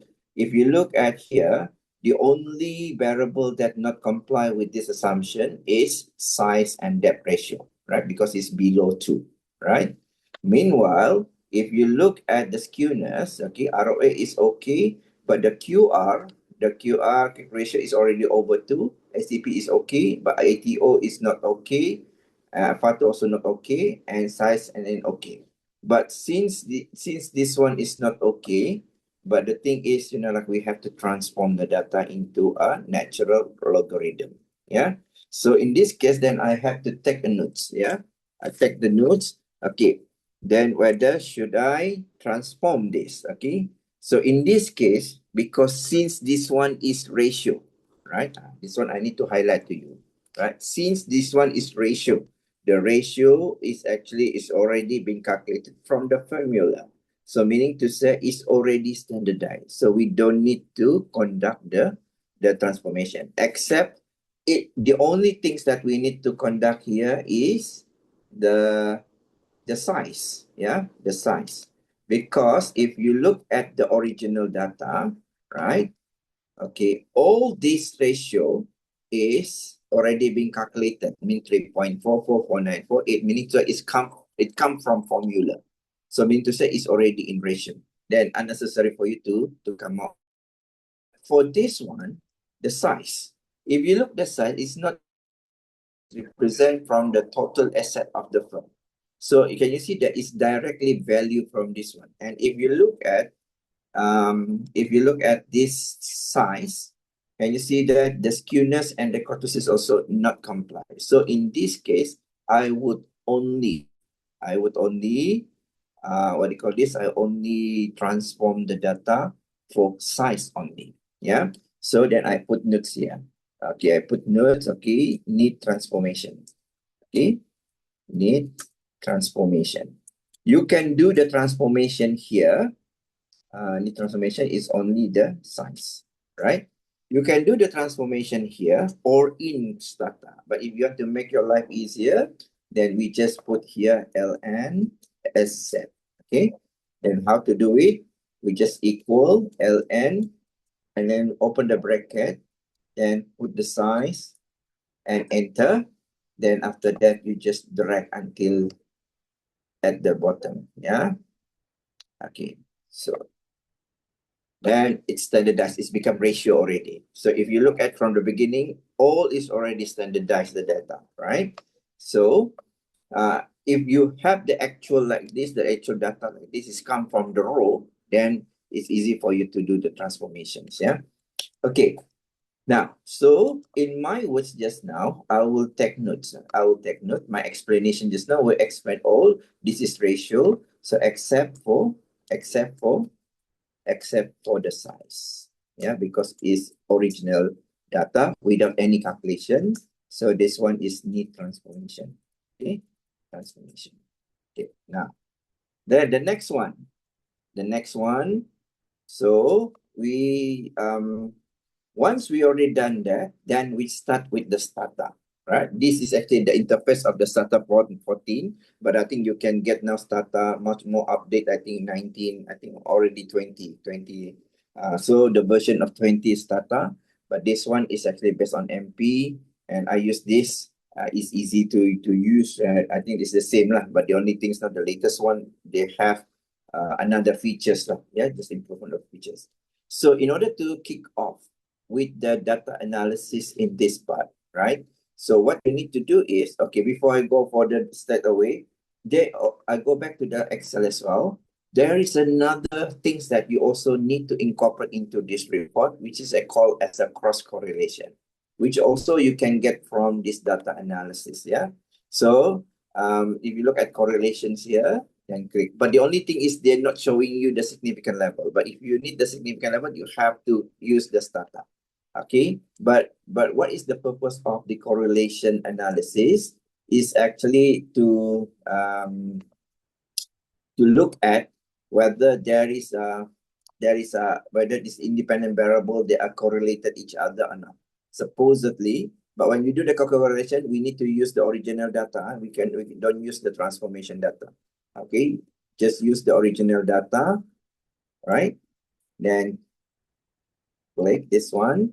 Okay, then label as the first one. Then I put the output range here. Okay, where I want to put the out result. I just put this right immediate after the descriptive, yeah. Okay, then I just click this one, and you can click OK, right? Then I will get my cross correlation. And what I did is copy, and I transfer my result into this into the into this table, into your words. Then you can start your writing later on, how to write. And the next one is what we need to do is we need to start with the startup. Yeah. As I mentioned, if you look at the flow in the morning that I mentioned, they must have this what we call as a process of unit root right after the transformation, but it's depend. Sometimes they are not saying that as unnecessary because as I mentioned, when you do the unless if you do the actual difference analysis from the unit root test, then you will not change the real pattern of this data. But if you actually just immediately based on the system will generate definitely the data will not similar as what you actually detected, not similar as the original pattern. Yeah. So that's why we decided we're going to do that later like in diagnostic testing. Yeah. Okay, it can be done in that way. Okay, so the next one is what we need to do is we go to the Stata. This is your Stata, but in order to do this, what you need to do is actually very simple. You just click this one. There's a data editor here. Data editor on the top, there's an icon like Excel form. You just click the data editor. And what you need to do is you go to the Excel, okay, then we go from the data from the beginning. Okay, then what you need to do is we just check the code. Yeah, code. Okay. Prof, may I confirm something? Yes. For the natural logarithm, Yeah. the squamous cortosis, the criteria is plus minus 2, right, Prof? So between plus 2 and minus 2. Yes, that's a rule of thumb. Rule of thumb. So when we take a look at the size, it's the I forgot the squamous or the cortosis is 1.7, right? 1.7, but it's not more than it must be more than 2. Oh, for cortosis must be more than 2. Oh, so it must be more than 2 for squamous and cortosis. Less than 2. So meaning Okay. to say, in this size, they are not compliant. They must fulfill both assumptions. But I didn't run transformation for the rest ROA, QR, and CP because it's already in ratio. Okay. So for the ROA and another variable, it's already used ratio. And yeah, because it's already calculated. Unless if you are using the original data, then then it's subject to this normality because because it's already because the ROA come from the formula. Oh, okay. I see. You understand what I mean? But the size here is represent from the total asset, meaning that is actual value, right? There's no other calculation inside there. That's the reasons why I actually transform the size. You understand? Okay. Okay. Understand, Like, Prof. Thank you. yeah, if I may refer back, okay, if you look at the ROA is already ratio, QR is already ratio, right? ACP also times, right? This is time multiplier in 1 year, right? Okay, and then this is also come from the formula, because how to calculate the average collection period, meaning to say is based on the from the sales activity, how many times they can collect the debts, right? Meaning to say it's also come from the formula. So except for this size, this actually come from the total value of the assets, directly transcribed as a size.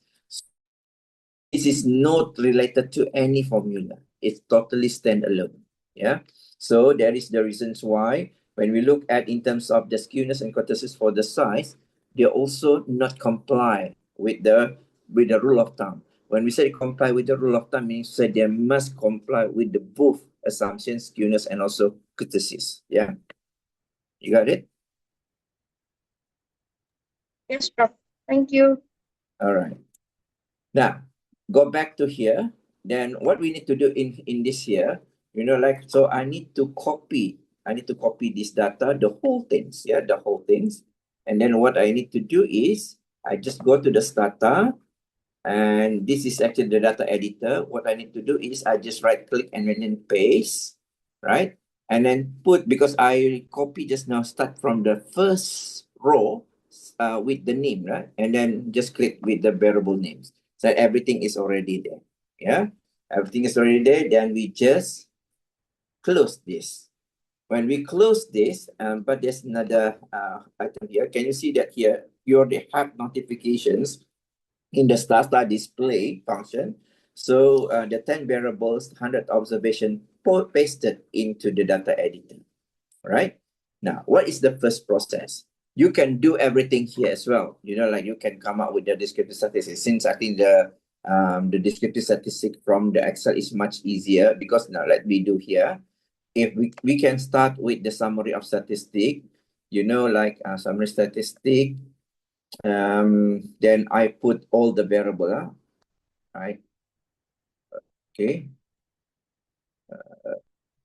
And size and yeah. Okay. From there, then I need display additional statistic. Then they will run for us all the variable. Can you see that? There's a minimum, there's a maximum over there, but you have to what they call it, take out this information manually. But if you do the Excel, we can just straight away, it's already in table form, right? It's much easier. That's why I prefer to go for Excel rather than go for Stata. Yeah. Okay, for that. But I think the answer will be the same lah. It's the same informations. Yeah. Right. Okay, now what's next? The next one is actually we started with the panel data. So when panel data, so what we do is actually we have to look at whether our data is whether the data actually has the string value in the data set. So because one of the criteria in statistical, they will not deal with any strings in your data sets. Okay, how to do that? We have to replace if there is exist. Okay, so what do we need to do? The string. Yeah. So we have to the string and then replace. Yeah. So meaning to say there's no, our data is clean, nothing to do the replacement. So everything is okay. Then what we need to do, we have to declare our data set as a panel data. So what we need to type, we have to type xt set code here, because our data is based on the name of the data of code of the cross-sectional factors, and the time series is actually based on year. So we just enter. So meaning to say, then this panel said that they are strongly balanced from year 2009 until 2018. They mentioned because they detect your data. So even if it's unbalanced, they also will tell you unbalanced here. So one is already there. The first round is actually what we need to do is we have to run the, since this one, I think unit road can actually extend, okay, towards the end of the process of diagnostic, if necessary, okay, if sufficient, then you can just use your answer. Okay, for example here. So what we need to do is we have to we run the pool OLS first, REG.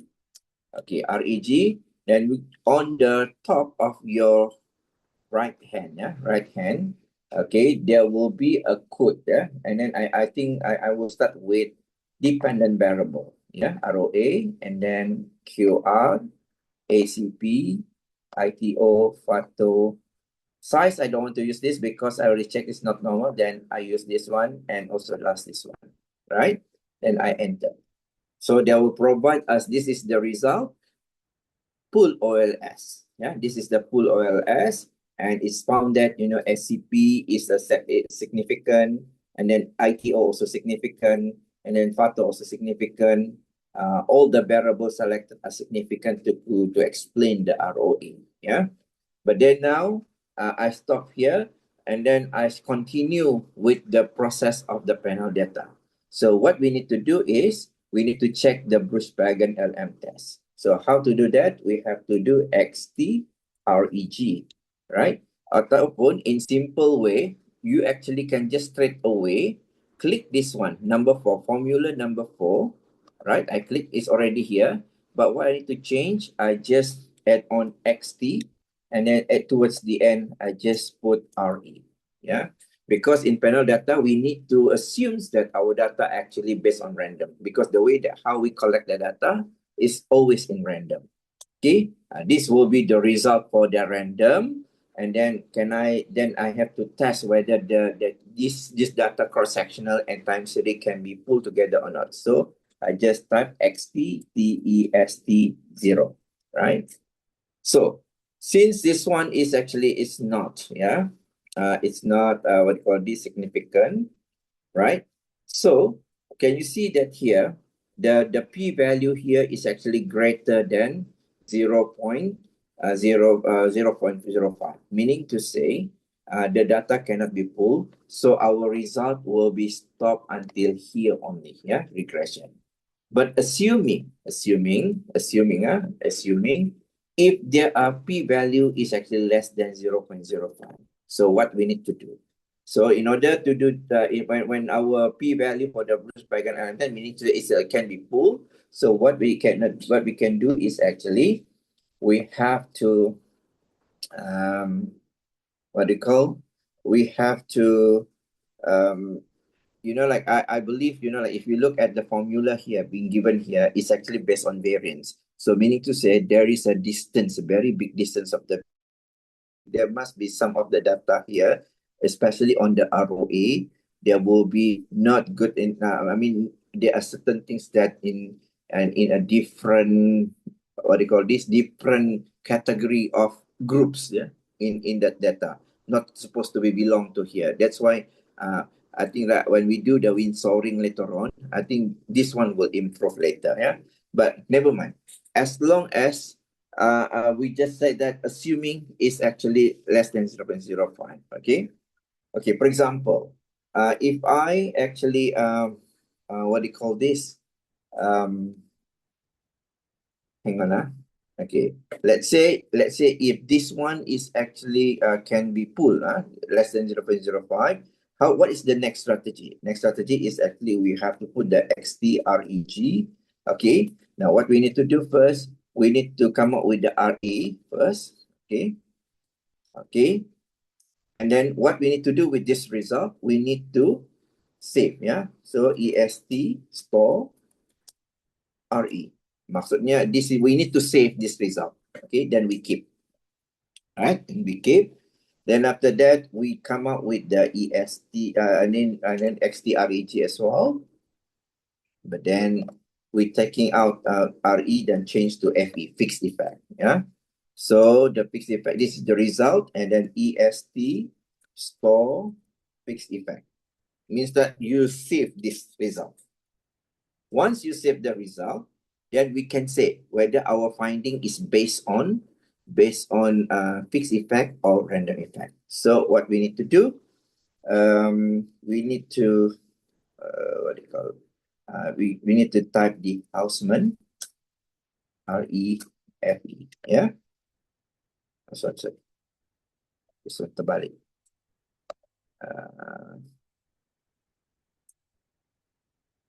FERE. Okay, so meaning to say, now can you see that here? When we test the Houseman specification test, Houseman specification test, then we found that our p-value is actually more than 0.05, meaning to say very close to the fixed effect, right? So, meaning to say our result will be based on random because the p-value is already greater than 0.05. So, now our final report saying that we must report our result based on random effect, not fixed effect, random effect, yeah? But the thing is, this is not the absolute, not the absolute result yet, because we need to check whether our data is actually suffered from the econometric issues, yeah, especially the the BIF and so on, yeah. So then we need to look at from the perspective of testing. The first one is what we need to test the multicollinearity. So how to test the multicollinearity is based on the variance inflation factors. So we need to click the REG, right? And then enter. Then we just type BIF, right? Now, since the BIF is actually not more than 10, yeah, less than 10, yeah, all the variable are less than 10, therefore, there is no multicollinearity issue, right? There's no multicollinearity issue because the the BIF is less than 0, meaning to say this model based on random just now, it's there is no severe problem of the multicollinearity. Yeah. Right after that, what we need to do is we need to check the heteroscedasticity.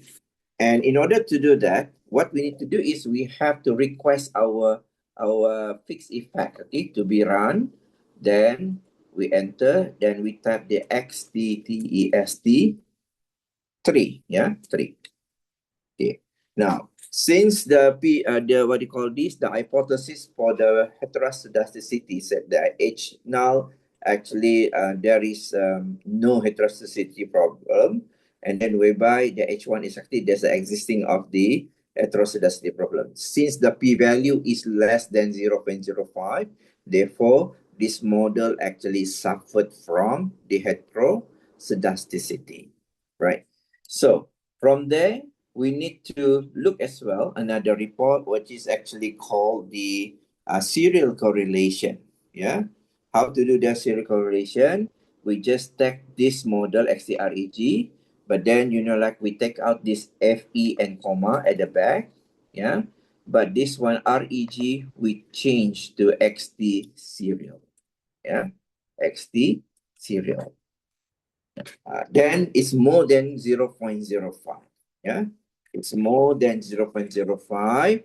Therefore, like our estimation modeling is only suffer from the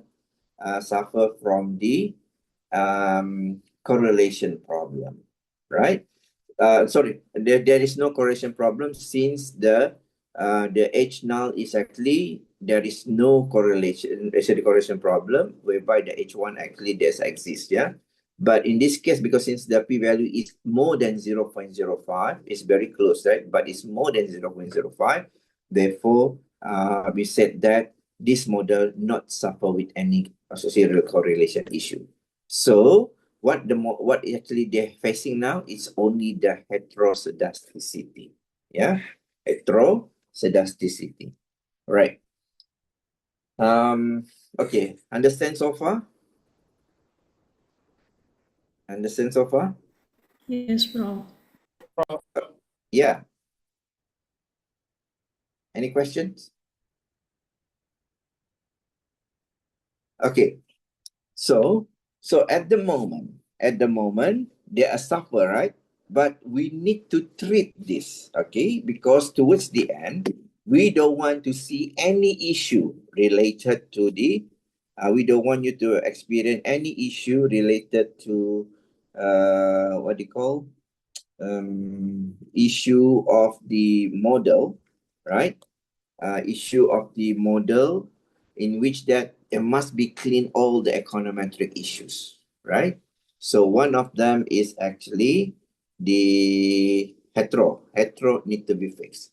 So how to be hetero in the fixed model? So therefore, what we need to do is we need to correct them. Hang on, let me see. Saya tengah mencari satu nota saya lagi. Sekejap.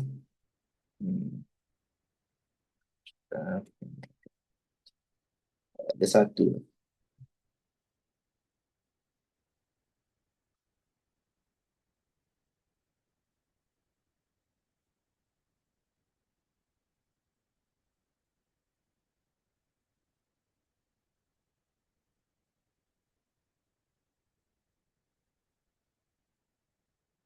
Okay, never mind. Okay, but we have to improve. We need to improve the model by correcting the model. Okay, let me, hang on. Let me find out the document. Okay, before we proceed. Let me find out. Okay, kejap ya.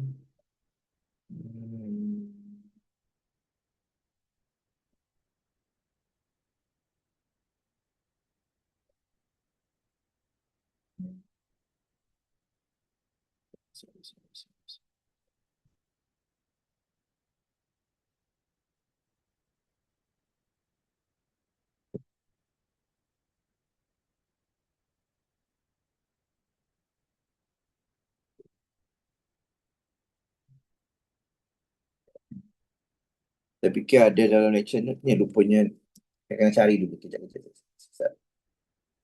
Okay, we need to correct that. Either is using the cluster code or we just based on the, what do you call this? Based on FE, FE corrections, Okay, hang on.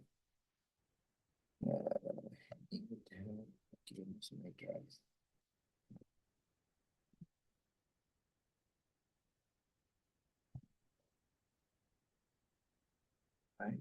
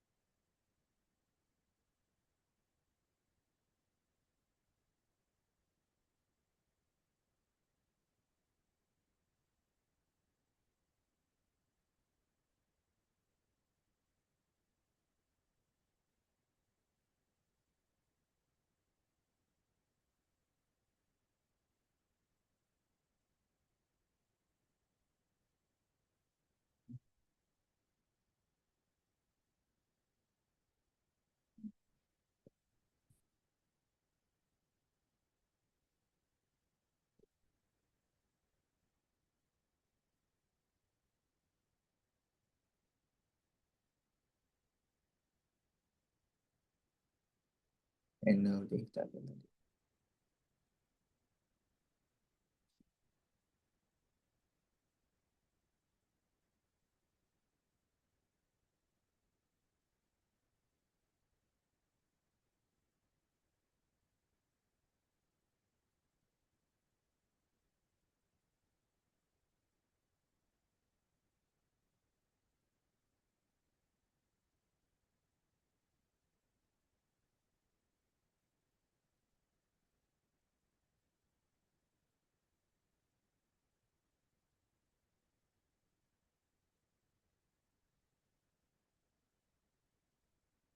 Okay.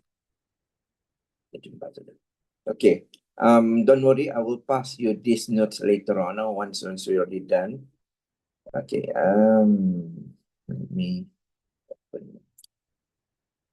open. This is download. Okay.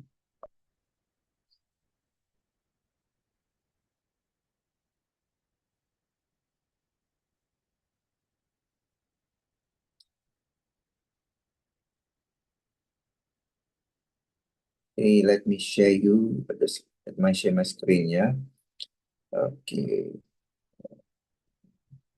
See this.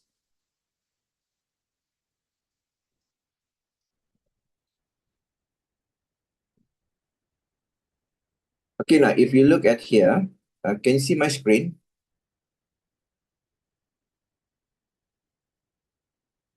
Okay, Prof. Yeah. Can you see my screen? So if you look at here, mana?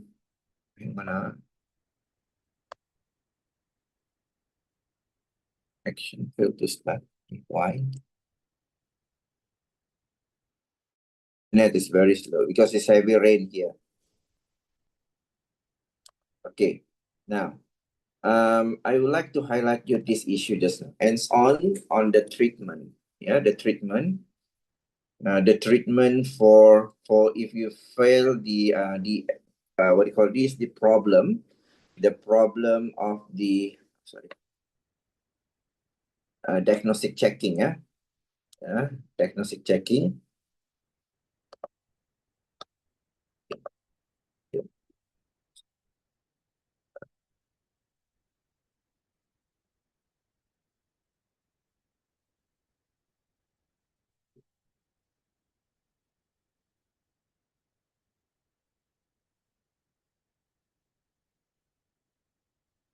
Okay.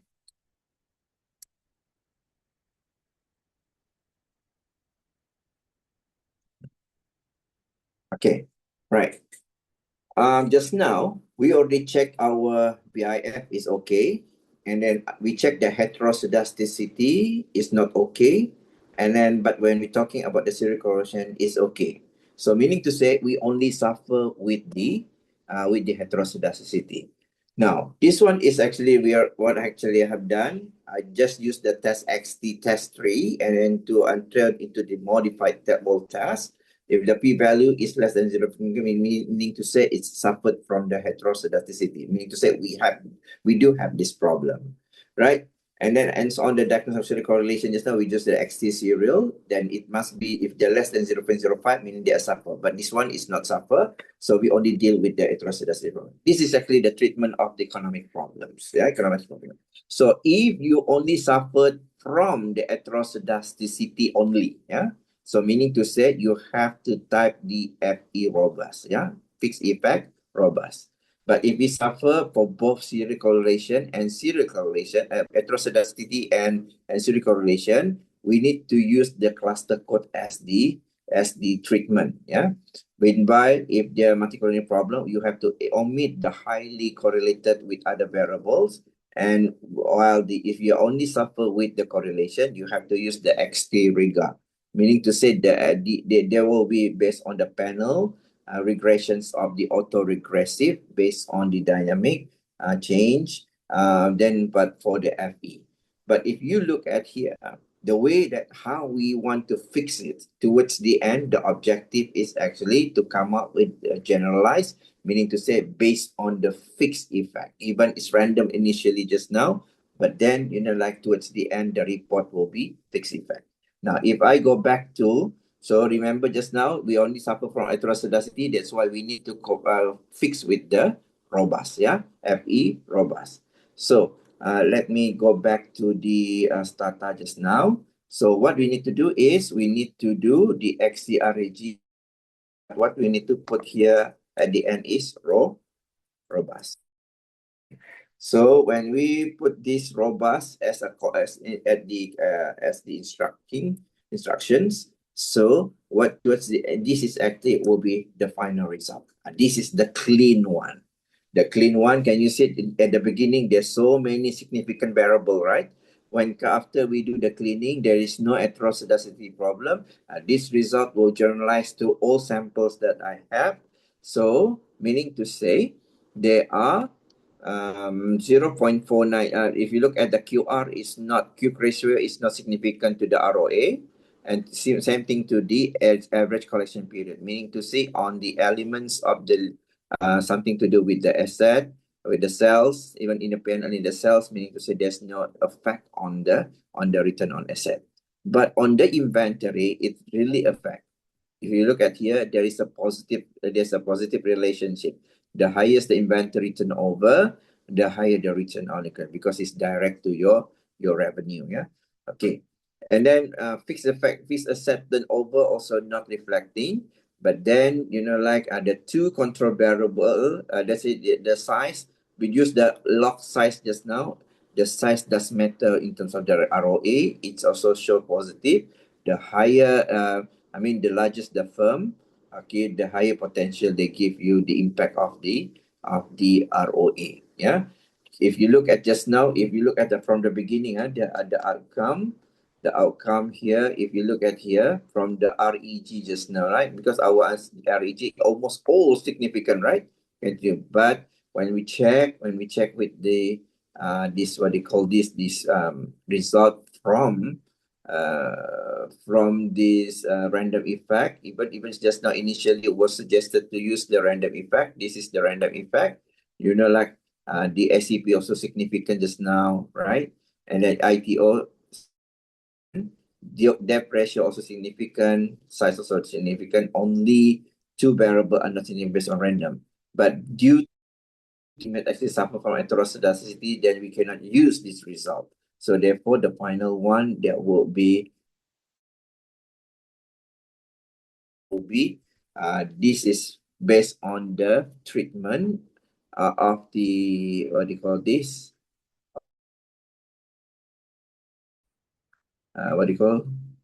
Of this robust FDR, because the heterogeneity problem is only occur, and this is the final one.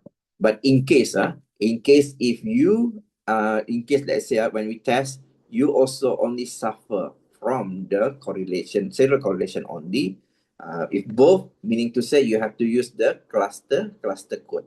If you look at just now the notes that I provide to you just now, okay, they said you must use the cluster code if there are suffer from both heterogeneity. Assuming if the data is this data actually suffered from both serial correlation and also the heterogeneity, what we need to do is this one is what we have to do, just change instead of FE, we change to cluster and then put the code. Yeah. Okay, this is the code is actually based on your cross-sectional, how they detect your cross-sectional element. Yeah, and this will be your final result for if they are suffer for both. But since this one is not suffer, this is only heterogeneity is actually the only problem occur in this model, then we use the FE values. But if there are serial correlation, how to do it? So you only just change this one, XT tambah AR lah, XT rigor, yeah, and towards the end is FE lah. So can you, that's why if you imagine, instead of cluster code, we change to FE, yeah. This is the final result if you only suffer from serial correlation. Yeah. So, but towards the end, okay, this is just how to test lah, just to show you how to test. Yeah. Right. Now, okay, understand so far? This is what they call a concept of static panel data. So what to be reporting? Yeah. To be reporting, normally like we only just report, not all these informations here we report. Yeah. Because we need to be selective. Which one is most important one? Let's say if our result just now is actually based on FE, not FE robust. Our result just now is actually based on what they call FE, right? This is FE, and the corrections is actually based on it's based on FE robust. This is our result. This is what we need to report. And usually what we report is only the coefficients, the T value, the P value, and then we have the F value here, and also the R square. The R square, it's supposed to be, the between the variables, yeah. So that's why this is the corrected one, then this is the final result that we need to correct. This is what considered as a clean result. Yeah. So what we found, only inventory turnover and size also play important role to the ROE. Yeah. This, even if you have a moderating or even a mediating variable, so the same process have to be done, but moderating is very moderating variable. You just time with the variable, then after that you just for example here, if let's say if the size is actually a moderate lah, is a moderate to the debt ratio, for example. Yeah. So what we need to do is we just generate what they call this, the DRSZ. This is actually moderating variable, and we call this one. We use based on LNZ, the LNZ, and then times, sorry, this one, and then dot, dot, dot, this one, right? This is in case we say that, okay, the what do you call this? Sorry, double. Okay, in case that we want to test this moderating variable, we need to say generate the DRZ as a moderating variable equal to LNZ times with the DR. Okay, so gen Z.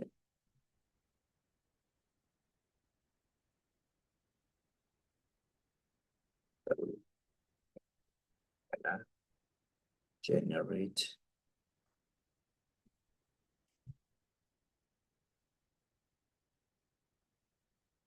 gen Z ratio and Z generate and Z.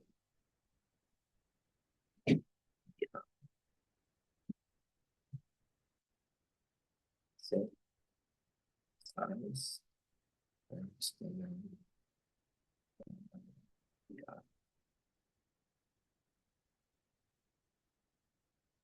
tak boleh.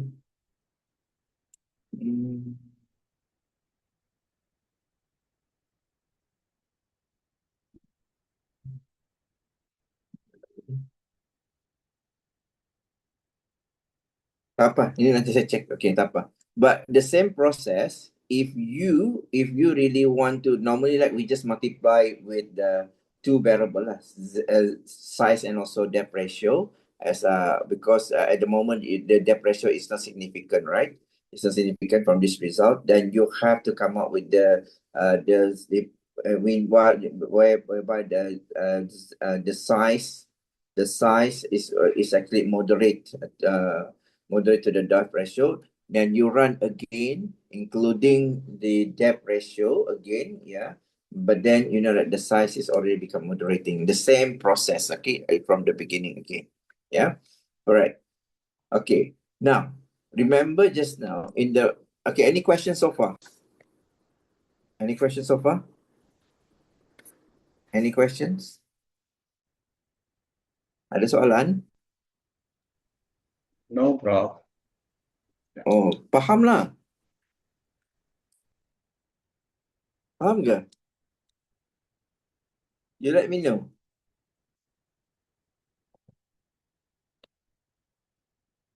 Faham? You guys understand?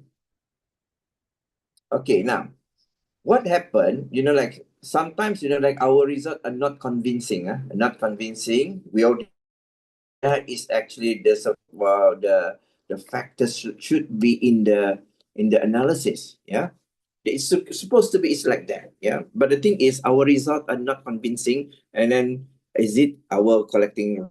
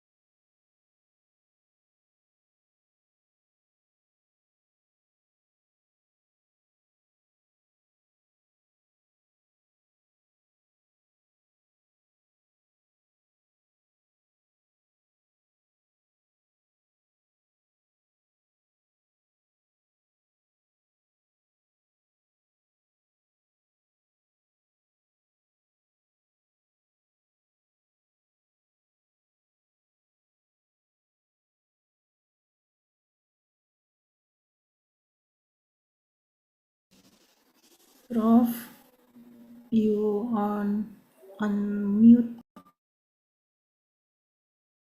Oh, sorry. Okay, now I want you to check back the SCC install step number 1. SCC install Windsor.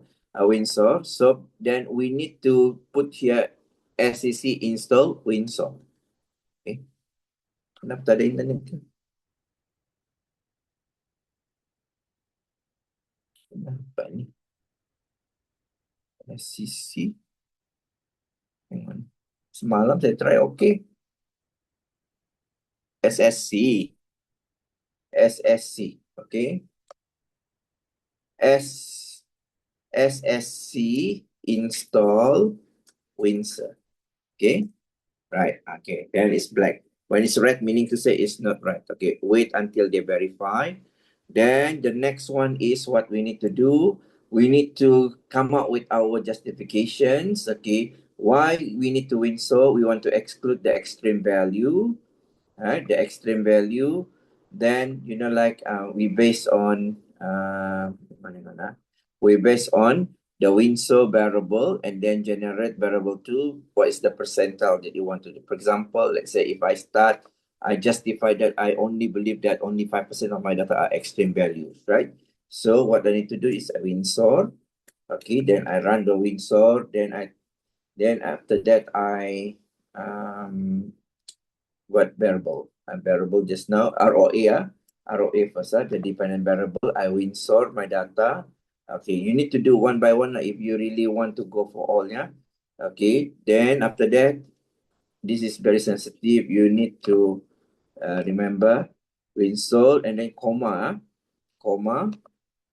and then comma.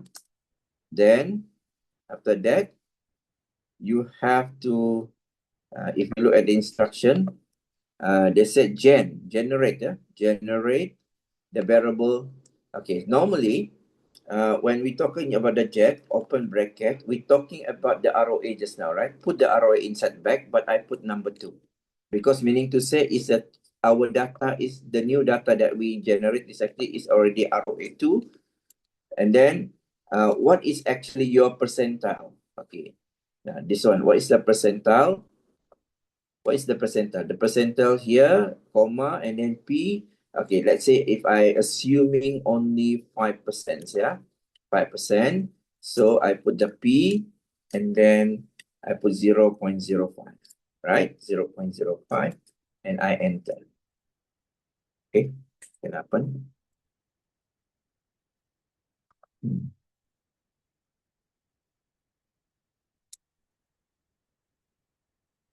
Tidak dapat. Pasal ni.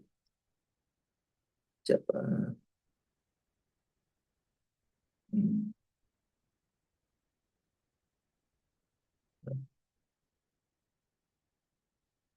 Windsor variable, generate variable 2, and then P 0, it depends on you lah. Okay, P, hang on, let me,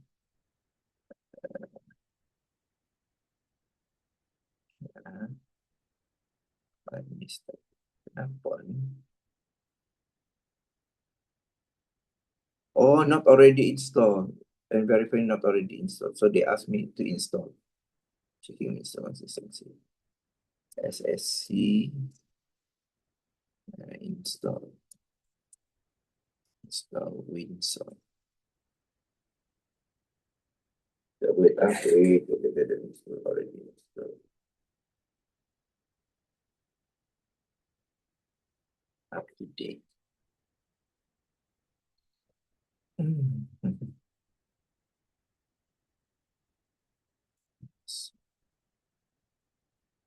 Orang lain.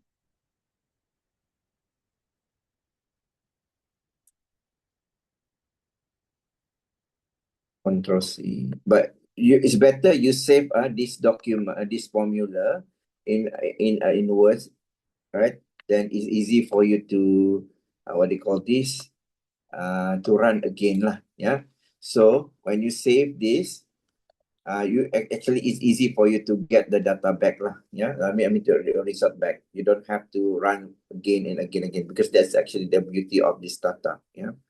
Okay. Then I think like this validating already. So can I just look at not already installed? How come it's not installed? Okay.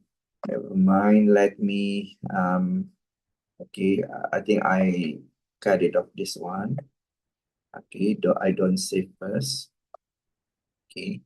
Then what I need to do is I just open back my Stata. All right. While this is open, okay, let me Control C this one, and then I go for this one again, right? But then let me see. Data, and then Control B, this variable name, then click Enter. Okay, then what I did is actually I just put this, I just copy this, the instruction just now. Okay, okay, just now, Control C. Then I put to Stata. Then I put here Command Control V, paste, just paste, Enter. And everything will be run by itself.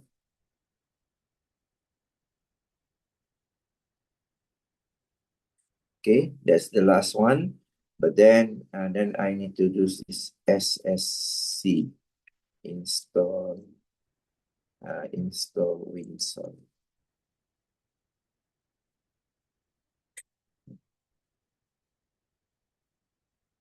Checking each of consistency and verifying everything.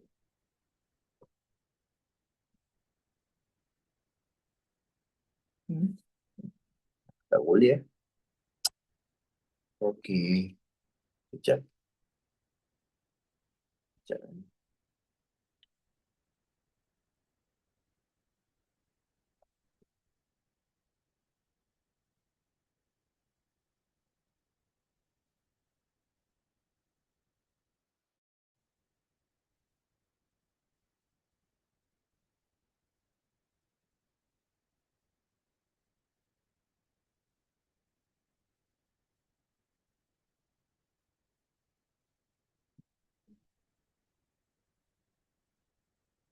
See, install Windsor.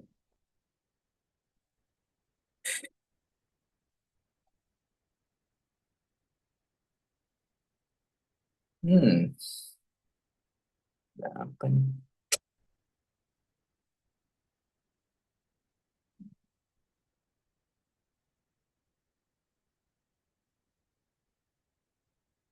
Semalam saya buat okay. I don't know what happened now.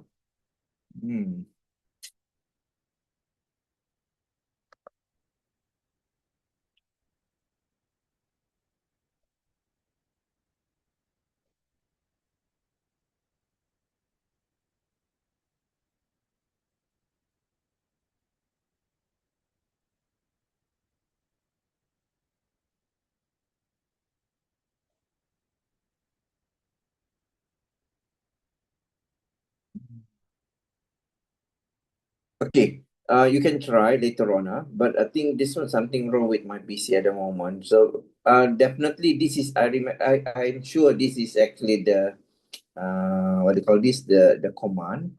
The command is actually the Windsor variable, and then this one is actually we need to install first SSC install Windsor, then step 2 Windsor the variable, let's say ROA just now, but when you generate means the ROA number 2, then you brought the percentiles. Okay, then after that you run the model, and then just instead of ROA just now, you ROA as a dependent variable, but now you have to use the ROE 2 just not as a dependent variable.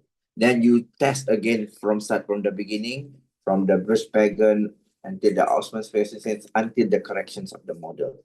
Because I believe this is actually what do you call this? You can actually also run, if you want to install all the variable also, then you run together at the same time, it's okay. But when you want to install, it must be one by one variable, because each variable will have different characteristic, which one is actually their, which actually representative from the firm perspective actually have the extreme values. Yeah. But I don't know what happened to this. Something is not right, because they said it's not already and verifying not already installed, meaning to say I cannot install. I don't know why. But last night I tried, it's okay. If I just Windsor ROA, and then generate ROA2,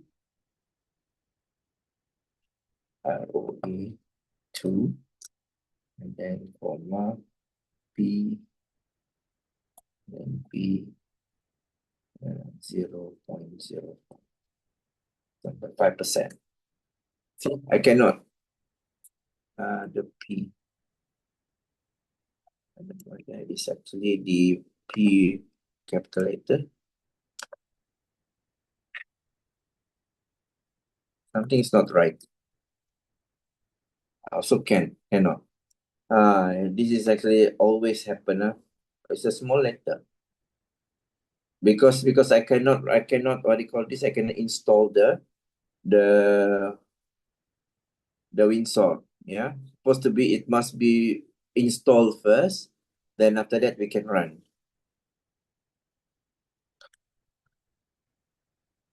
I check.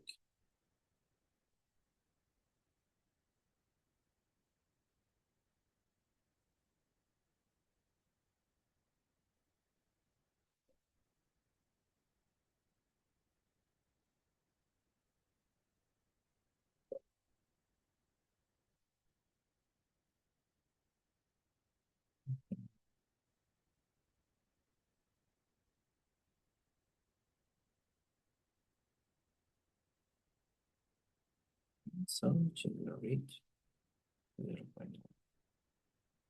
So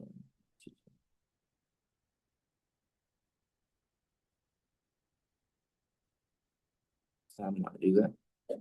Then I think I run the same thing lah.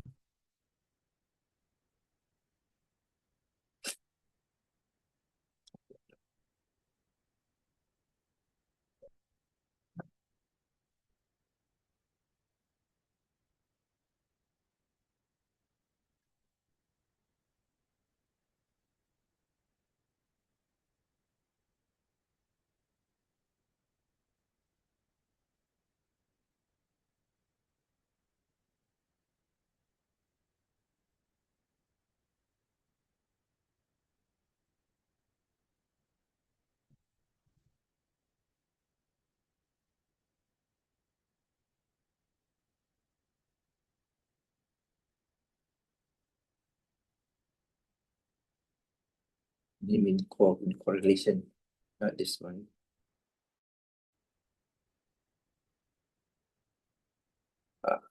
Okay, I apologize. I cannot show because something wrong with the Stata. But actually, last night I tried. Okay, it works. I don't know what's going on now. When I install and then last night it was appear. Okay, let's say if I try, because I cannot.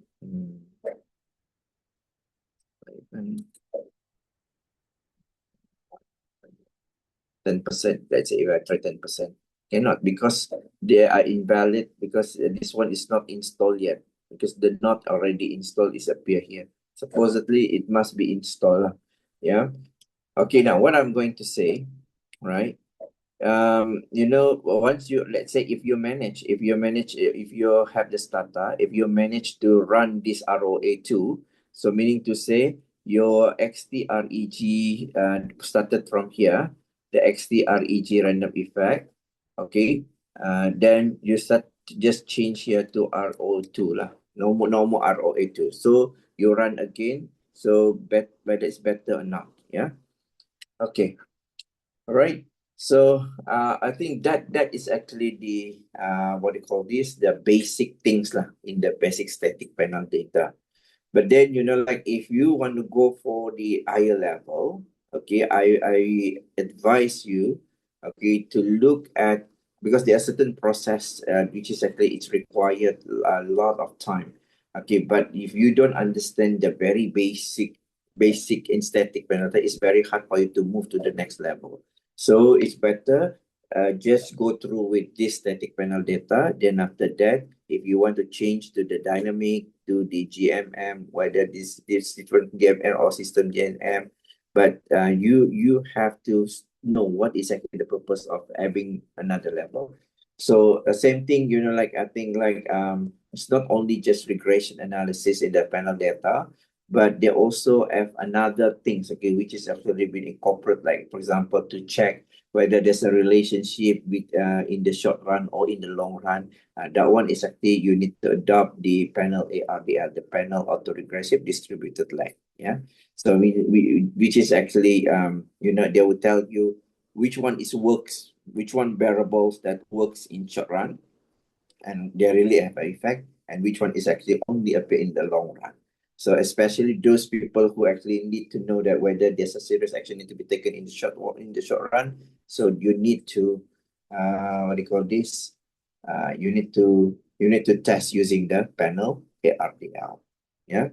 Okay. Now a bit difficult, yeah, when you, this one is actually those who actually into the what do you call this, the panel data, you really need to what do you call this keep on doing the hands-on. Yeah, you cannot just simply just one, but you have to try, keep on going.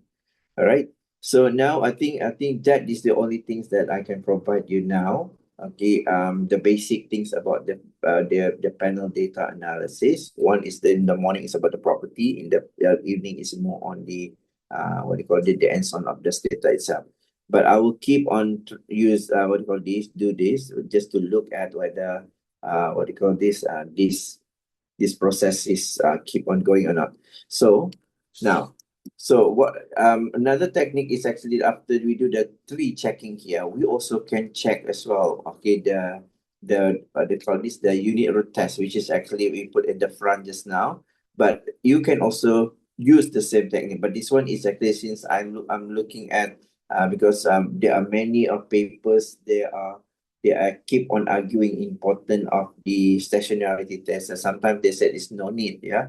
But what you can do is actually you can check, right, by clicking this longitudinal panel data, and you can conduct, you can select the unit root test here, right? You can there are a couple of testing involved in the unit root test. You can choose the first one, Levini and Chu, Arizabalis, Britung, Impasaran, and also Hadri. And normally, like are always depending on this Arizabalis and also the Hadri, because the Harris is just like when we have what do you call this, negative observation, Harris Zavalis will be able to capture it.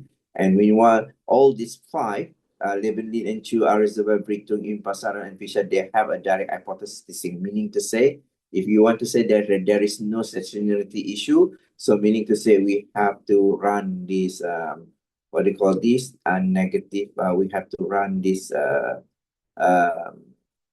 first difference. Yeah, we need to run to the first difference. So the hypothesis based on this five, the first five is actually is a direct hypothesis, meaning to say the p-value must be less than 0.05. Meanwhile, for the Hadri is actually a reverse hypothesis, meaning to say it must be greater than 0.05. Let me try. We start with the 11 and Nina 2, and then I start with the ROA just now. Then include the time train. Then I click OK. So can you see that the p-value here is actually less than 0.05, meaning to say you don't need the first difference. Meaning to say your ROA is sufficient at first level. What we run just now, our ROA is at level from the beginning. Yeah. Okay. Then you also can try, okay, keep on trying lah. Yeah, one by one. What do you call this? We go to the panel data and unit root. Yeah. Then we also can go for the other variables. Okay, for example, the QR. Okay, then click OK. Also, less than 0.05, yeah, meaning to say at level. So we no need the different things. That's why I say it can be checked later. You also can check at the front if necessary. Yeah. Okay, then after that, we also can do this panel data, unit root, then go for the QR, and then we have to do the ACP, and then click OK. Meaning to say, when this has happened, meaning to say it's already, we cannot use level. So it's indicate us, we need to undergo with the first different. How to do that? Generate the different first. Let's say, for example, DACP equal D times with the ACP. Yeah.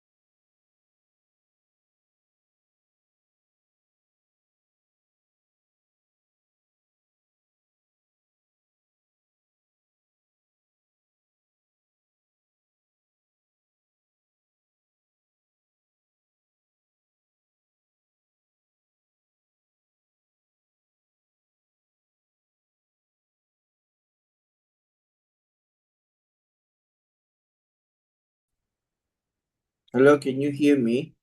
Hello? Yes, Prof. Yeah, Yes, I don't know Prof. what's going on. I keep on out and in. All right. Okay, so in this case, what you need to do is, since this one is actually at level, it's already not work. So what you need to do, you just go for the you need to know, and I'm sure that for some time when come to this first different, they can works already because of the lag. Yeah. Okay. Then can you see that the result also still the same? Sorry, it's still the same. Statistics. If I can change this one to T, T. Okay, now can you see that when I look at the difference, first difference, DACP, the p-value is already less than 0.05. So meaning to say the initial model that I mentioned just now, I based on level data, but I supposed to run based on first difference for the DACP. Yeah. Okay, then after that same thing, we go through with let's say, then the longitudinal. Then after that, we go to unit root. Then we go for the SCP. Then after SCP, we have the E2. And click OK. Then this is one OK as well, p-value less than 0.05. Okay. Then for the next one, we just go for the statistic longitudinal. Statistics, panel data, unit root. Then after ITO, we have to use FATO. Okay. FATO also okay. Then the next one is, the next one, we need to use the statistic, panel data, and unit root test. And FATO, we change to size, LN size. Okay. LN size also okay.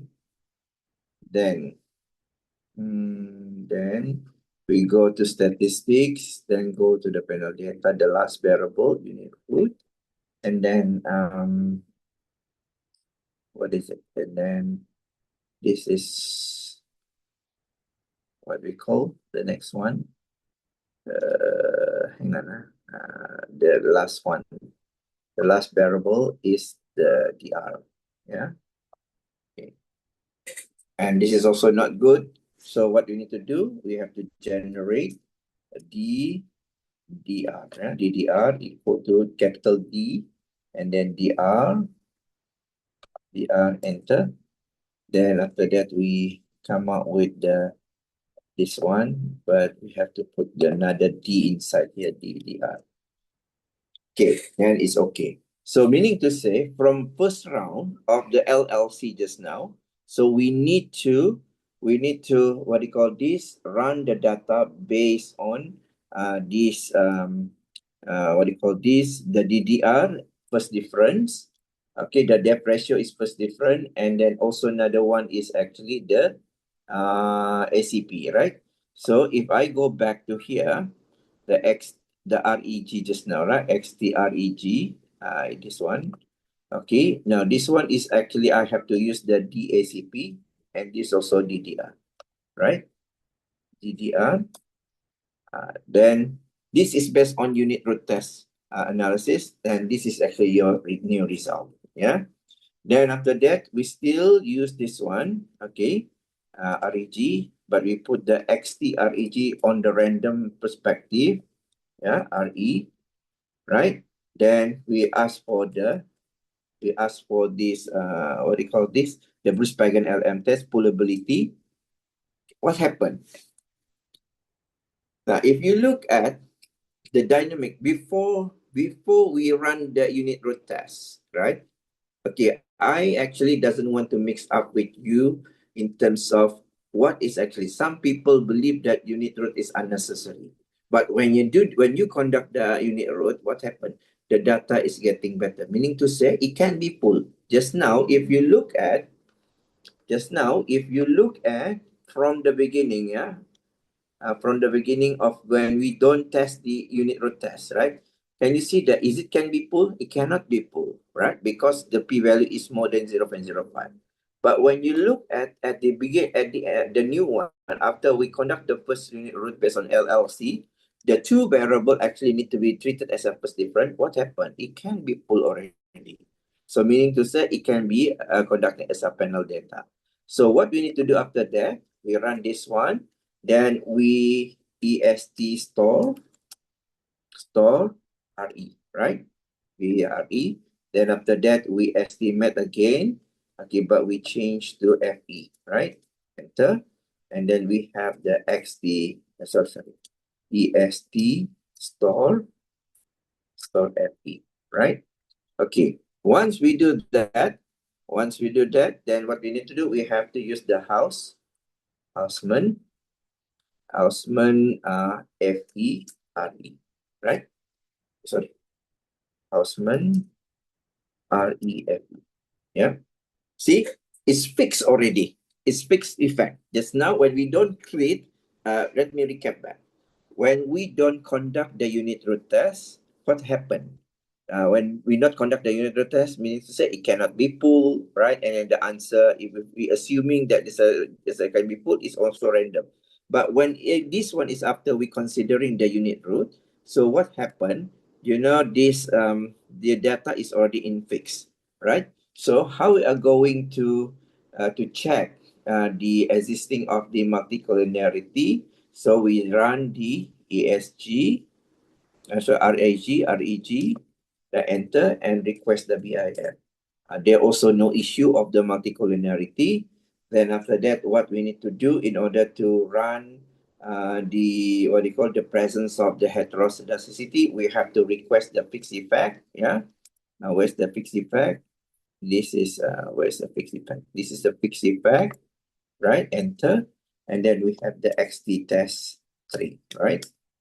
So meaning to say there's a hetero problem. Okay, then after that, we also have to ask what they call checking the serial correlation. So what we need to do is we just change this one, the RXC-REG, take out the FE, then we just take REG to the serial, right? Okay, enter. And there also no correlation. So towards the end, what is the answer?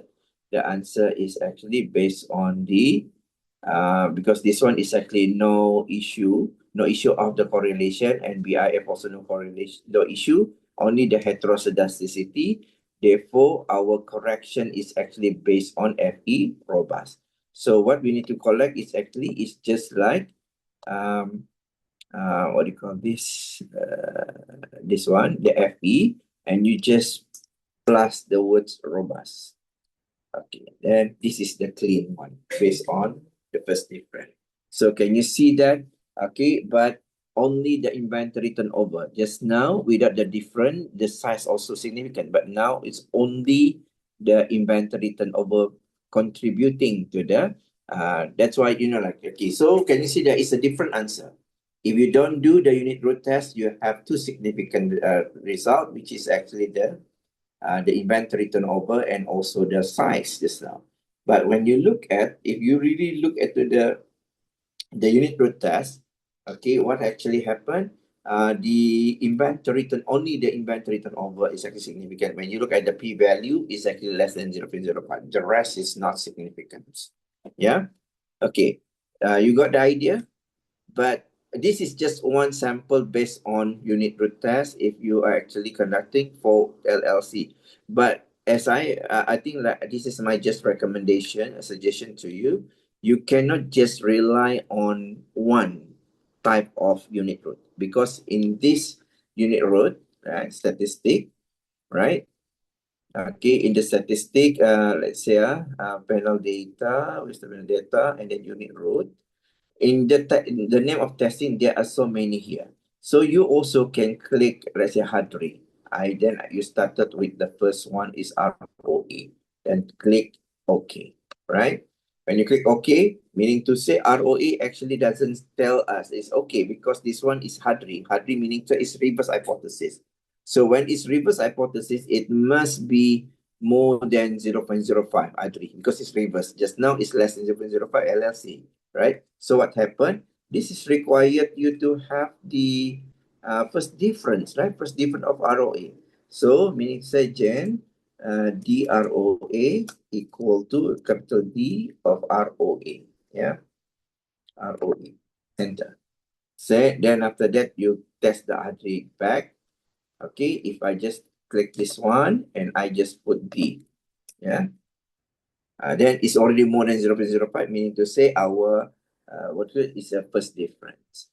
So what happened? Then after that, we do this unit root again. Okay, the unit root. But the thing is actually I changed to what do you call this? You can use the click button, but you also can change and then just type. Okay, this one is more than 0.05. Is okay. Level. Okay, what else? Then we change this one, instead of QR, we change to ACP, right? ACP. ACP also not okay, but we already run the first different ACP, no need to run again. But we just type Hadri, just type DACP, because in the list, DACP is already there. Yeah, so just that. Okay, then first difference. Okay, it's consistent. Our result not consistent with the LLC just now, right? Except for the ROA. Yeah. Okay.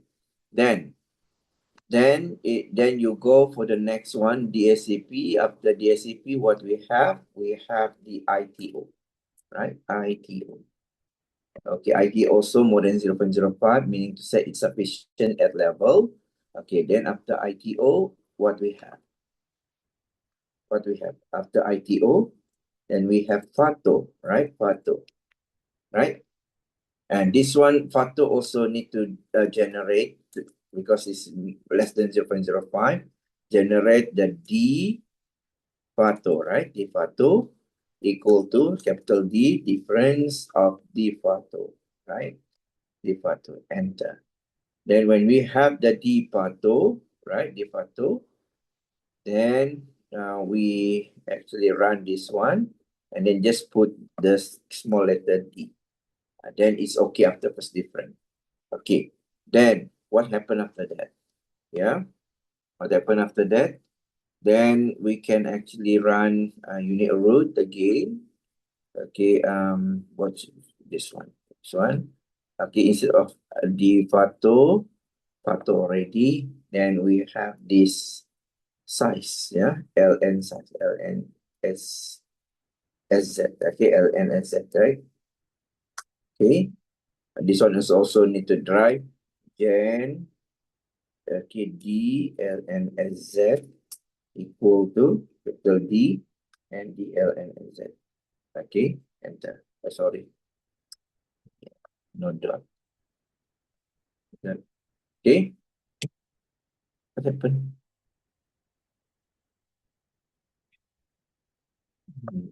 Gen d ln sz equal to d dot ln z. Okay. Then after that, R3, then we just put D. Yeah, D. Okay, then it's first different as well. Yeah, and the last one is actually the DR, right? DR already? Is it DR? Not yet. DR. Okay, R3, and then DR. Oh, sorry.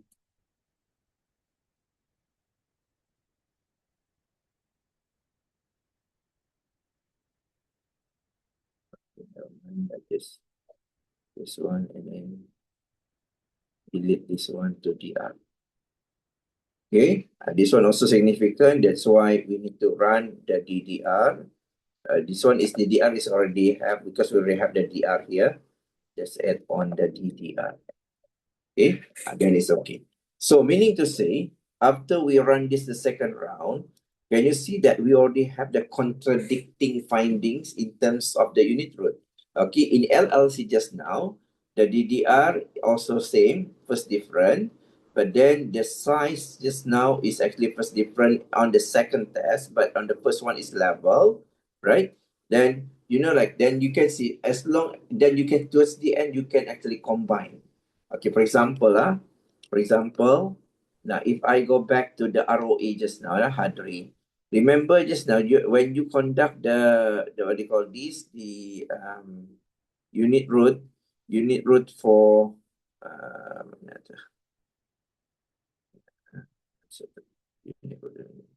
okay, when you run the LLC just now, unit root for ROA, return on asset, what happened? What happened to the ROA? Yeah. Okay. When you actually run the LLC just now, it's actually at level, right? But when you look at the Hadri, what was the answer for Hadri? Answer for Hadri.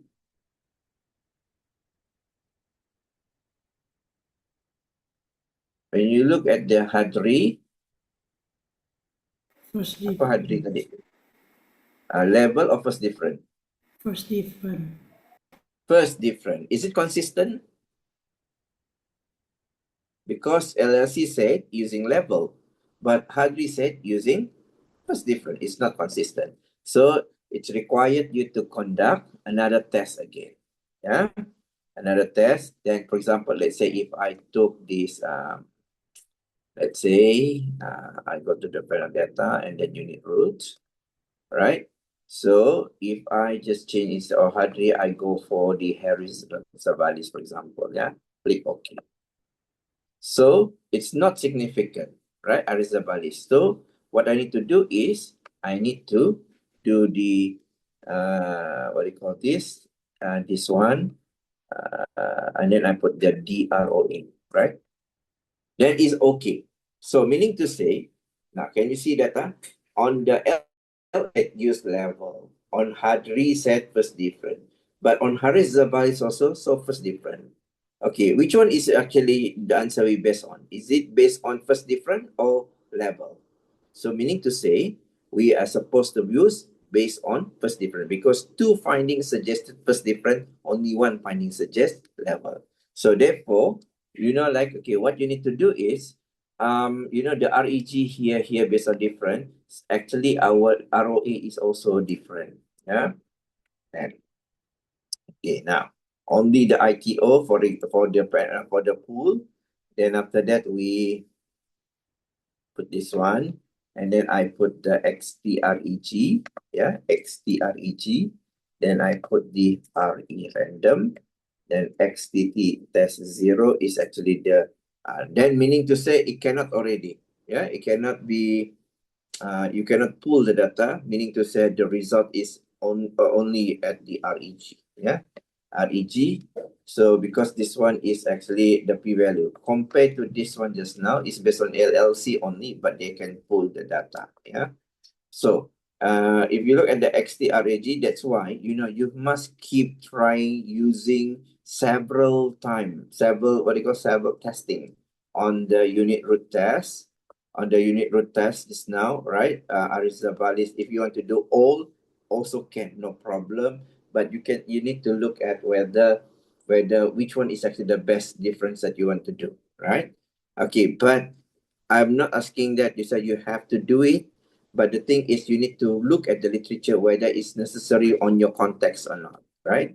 Sometimes like people doesn't really, especially on economics, yeah, economics data. Who actually doing the economics just now? They use the macroeconomic study. Who? I think they use the macroeconomic factor. Kwastan, right? Kwastan yang buat sukuk. Who actually doing sukuk?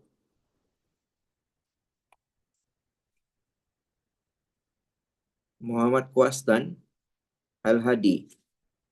Is it? Who's actually doing sukuk? Okay, no response. Yeah. Okay, right. So anything you want to ask? Okay, I think that's it lah. You know what I want to share with you. But you actually can do this, okay, the testing one by one. But I don't know what happened to the windsoring. Supposed to be it can be done here. Because I tried it last night. It works. It worked. Yeah, it works. Yeah. And then I tried 5%. And then what happened? I used the same data. And let me tell you what is actually the findings. When I tried last night at 5%, so meaning to say, even like I don't conduct this unit root test, but then, the data during the first round, it cannot be pulled, right? Okay, but after we reduce the 5% of the extreme values in the context of our data, and what happened, the data can be pulled, yeah? The data can be pulled, in which that it shows that it's more clean data and more effective, and then it's fell under fixed effect report. Yeah, but I don't know what's going on here, but I think I need to reset my PC, my what do you call this. But one thing that you have to realize, if doesn't work, let's say if the red color appear like this in your command, meaning to say there are some violations in the system, probably like you have to stop for a while, and then after that you install you what do you call this, you shut down your computer, then after that restart again, then you start from the beginning again. Yeah, that is actually the normal process that I did because I only get this license of this I think from my friends in UPM. Yeah, UPM also got this one. That's why like they are actually sharing with me okay, how to do it. Yeah. Okay. All right. But I think you can use the latest one. But for the windsoring, it's a very good one. Rather than, because sometimes like when you look at the scatter plot, the scatter plot where you can see the extreme value, but you want to you decide you want to delete this manually. But you don't know whether which one is actually is not only one. Probably like there are others observation also need to be deleted. That's why using the windsoring actually it will be very greatly and then helpful very much, okay, rather than what do you call this, rather than you delete manually lah, yeah, because could be it's only just one observation, but if you put in the percentile within 10%, 5%, but it don't too high, because if you delete the whole 45%, meaning to say almost half of your data will be deleted, I think it will not meaningful already. And one thing that you need to look as well, sometimes, like your data cannot work as overall. Yeah. It cannot work as an overall, but sometimes you need to break down breakdown into a several group, for example, by industry, by the size. And so you have to have the high, low company, like large versus small company. That's actually will be give you more insight if you really. But the thing is, like you cannot just simply have a new objective without the solid reasons in your problem statement. Yeah, whatever is it, if you remember what I'm saying in a Microsoft, in the words just now I mentioned, we started with the problem statement, converting into result objective, and also the research question. Then it will drive you what to do. And towards the end, if I base on the unit root just now, my answer is only inventory turnover. So finally, I can say that, okay, there is a relationship between that, because when I look at the overall, I look at the F statistic just now. So all the F statistic actually significant, which is actually the answer is to is to reject the null hypothesis, indicating that there's a relationship between all those variables. Even it's not significant each of the variable are significant, but they are contributing to the dependent variable. Yeah. But the most prominent one when it comes to the inventory turnover, when it comes to the return on asset, meaning to say the inventory play an important role. How fast you convert your your sales, your annual sale, your inventory into a sales. Yeah. So meaning to say it will tells you the the ratio of the numbers of the inventory that the multiplier of the inventory from the sales perspective. Yeah, right. Okay. I think I stop here. But if you have any questions, then I stop here first. Then I would like to listen if you have any other argument or any questions to ask. Okay. I'll give you time to give your questions.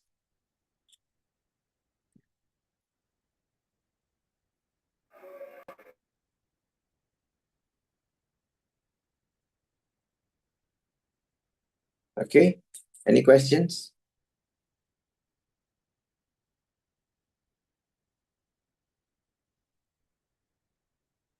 Maybe we go around. Any question? Prof. Yes. If I have empirical model is more than one, for the running data is one by one by model, or can we simultaneously? It can be simultaneously, because that will be the same answer. Because when they integrate the variable, it will be the same. It's also good. I think like even like you have one framework, right? One framework include all the variables, but you can actually just put everything together. For example, but except if you have moderating variable or mediating variable, you have to do it separately, because you need to see the impact without treating the variable as a moderating or mediating. You understand? Okay, thank you, Prof. Yeah.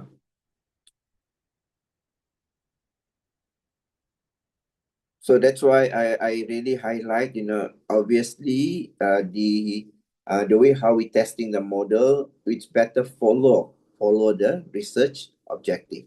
Number one, number two, number three. That's why it will drive the model.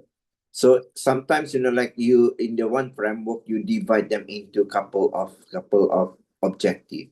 But I think the answer will be the same, almost the same. Yeah, if you even you separately and so on. But because as long as you have some control variable that will be under multiple regressions, it's better to put everything as a once. Yeah, unless if you want to look at the impact of before a direct effect and indirect effect, you need to do separately. And sometimes as well, you need to look as well from the perspective of, like you have the whole set of the data. sometimes the data come from different level of achievement or different league of the data itself. For example, this company is actually as a considered as a premium company. This one is actually just established, and you cannot pull together because the way how they achieve also different, right? But that's why towards the end, you actually what do you call this you have no choice rather than you eliminate all the availability data due to because of the young companies actually, or maybe the very infant company actually already include also into your data. But as long as the data is a little bit at a longer period, you try to equip as the longest as you can. Because as I mentioned, the statistic is actually very reflecting with the number of observation. The largest the observation, the better what we call it, the better the estimations. Yeah, right. I would like to recommend those who actually what do you call this have the intentions to look further and then to zoom in into specific unit of analysis. For example, by industry, right? By the size of the firm, not looking at just a whole set on some. Then you will see, like large firm really sensitive towards what rather than the small firm. But if the industry, not all industry will have the same factors as overall. Probably like they will provide you a different scenario. Yeah. All right. Okay. Any questions? Ada soalan? Ada soalan? Do you have any questions?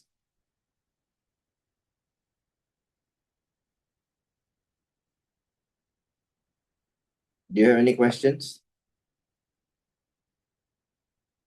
Ada, Doktor. Huh? Tak ada?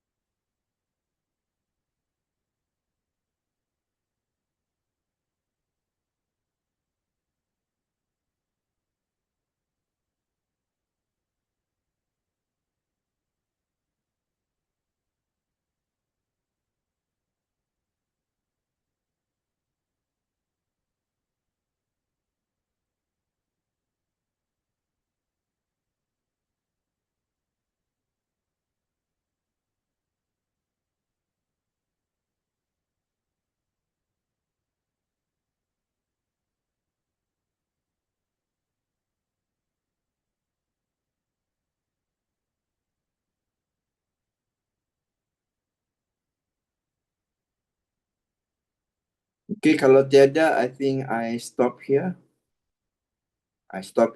And then if you have any questions, maybe you don't want to ask here, maybe you are not reaching this stage yet.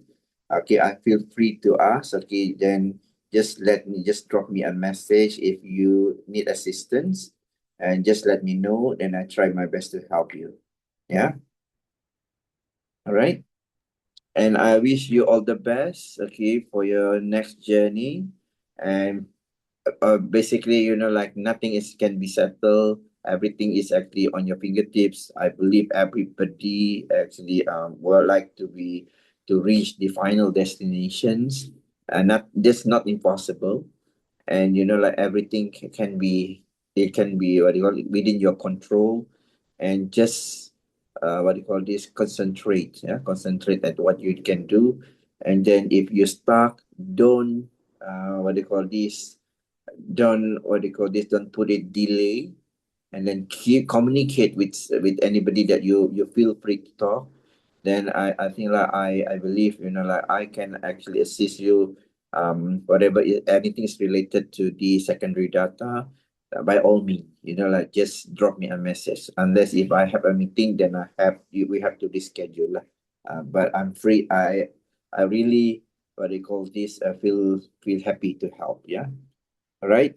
So I think like we don't have to continue until tomorrow, but I think like this is all about but I think if you really want to go for the next level, it's not that what do you call this, a very rapid one, I mean, in the fastest way, but you need to understand the basic one. I'm doing here exactly is the basic one that ends on how you get to end from the post process until the end of the static panel data. But if your results still not convincing, something that we need to look at the data is not manipulating, but I think something that, like probably the data is not belongs to that particular group. Yeah. So that's why you must be careful when you collect the data. Okay, for example, there must be certain control. Yeah, especially, those taking the ESG study, like, okay, for example, I keep on asking questions this for reasons by VAR. I guess the ESG matter is just recently introduced, even that they actually a part and parcel come from the SDG 2030. But the ESG, when they did see the data is not available, and then they pick up as a data, then I started to questioning, like that's why you must very, very, what do you call this, very tactful in terms of, when it started, and what is the issue. And then because sometimes the issue actually will reflects, will reflects that your decision. And I'm sure, because when I asked at the beginning of the set lesson just now, I found there's someone actually who doing for the financial statement fraud. Ada kat sini tadi, financial statement fraud.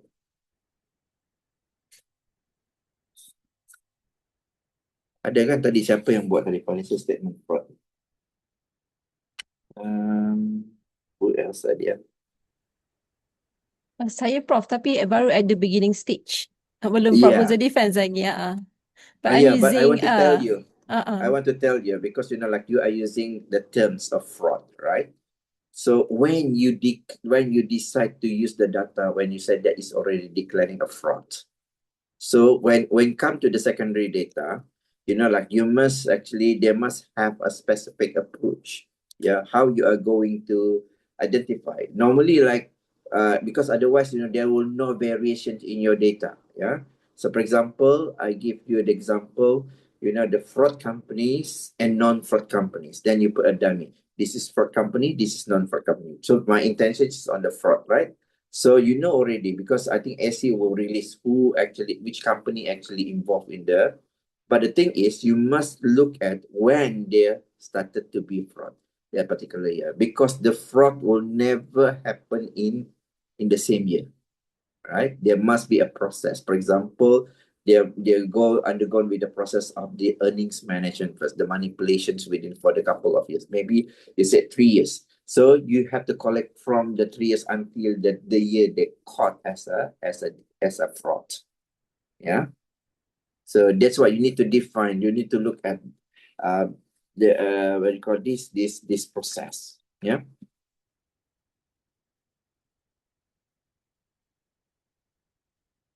You okay, honey? Okay, I understand, Prof. But actually, I'm not using the actual fraud, but I'm using the risk. I think somebody else is doing the actual fraud. Means I punya DV is not looking at the actual things that already happened, but it's the risiko using Binish M score actually. Okay. So, but the thing is, you must have a tool how to measure the risk, right? Okay, I understand, Prof. So meaning to say your focus now is actually on the fraud, the financial statement fraud risk. So when you look at the previous study, there are some mechanics how to do this fraud risk. But in your case, because like you are doing PhD, when you're doing PhD, meaning to say what is the difference from the previous study, and that's why like you need to look at from the perspective of this from the perspective of the risk perspective, how they measure. Probably like you want to add on some value added to that, right? That will be instead of probably like just example, in the previous literature they have 6 component of the fraud risk, but then now you want to add on another thing. So what will be the result? That will be your contribution. All right. You need to read you need to do the reading a lot. Yeah. Okay, Prof. I want to ask a question actually. In terms of Stata, because I'm new to Stata, I would like to understand how basically for us to really understand what's the command that we need to pass. The comment that we need to write to kind. Okay, is it something that we have to Okay. refer? What's the best reference actually?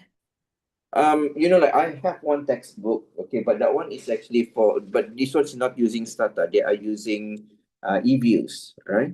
So, but I think for this one, I didn't see there's a specific books, for the panel data, except for the last time there's a one professor from UPM is actually written by Prof.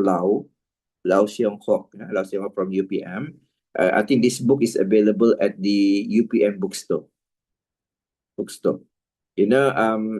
the basic one. But whatever that I give you just now, okay, the process started from, if you look at the instruction, then we started with the descriptive, summarize, this string, xt set code. This is the normal process.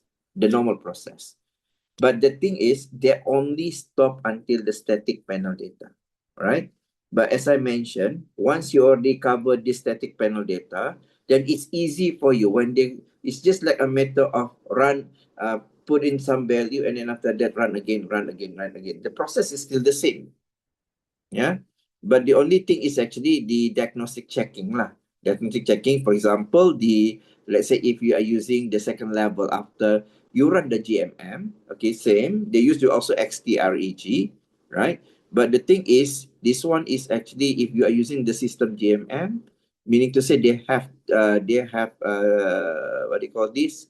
Their system or different GMM. So meaning to say, if they're based on different, it's based on autoregressive AR1 and AR2. So in order to confirm whether there is actually the what do you call this, the diagnostic checking is passed or not, the AR1 must be significant, the AR2 not significant, right? This is the mechanics lah. But I guess if you understand, the command is actually it's the same. It's just the change which one is your dependent, which one independent, and you must know what's the RE, what is the FE, then what's the diagnostic.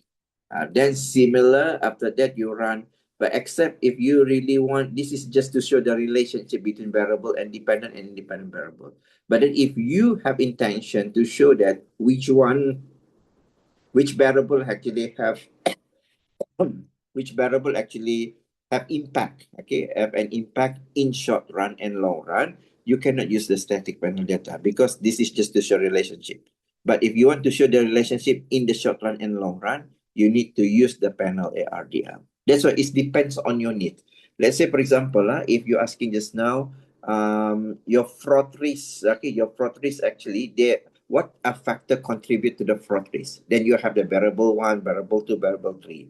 But you must have in mind, okay, is it all the variable will be have an impact in what they call this? Is there any impact in what do you call it, in the future, maybe in the long run, okay, or this factor actually change just within short run, so this is will tell us, they will give you some informations in which that every company need to be aware of this because they are very recent, they're very rapid in short run, so they will give a huge impact to the dependent variable in short run. That's why it depends on how you establish your problem statement. So if you just look the relationship, I think it's enough until static. Then after that, you can go for the GMM. That's the first one. Okay, windsoring is another process. Okay, process is just like to exclude the extreme value. Process is still the same. But then now for the next one, when you want to check, this what they call this, the short run long run is a panel ARDL. So far, I think like this is actually the area in panel data, especially. But we cannot just use Stata because Stata is one system. But can you see that if I click the Stata here, the statistic, there are so many here: linear model, binary outcome, ordinary, fractional, and so on, right? So, like for example, last time, if I remember, my PhD is this one.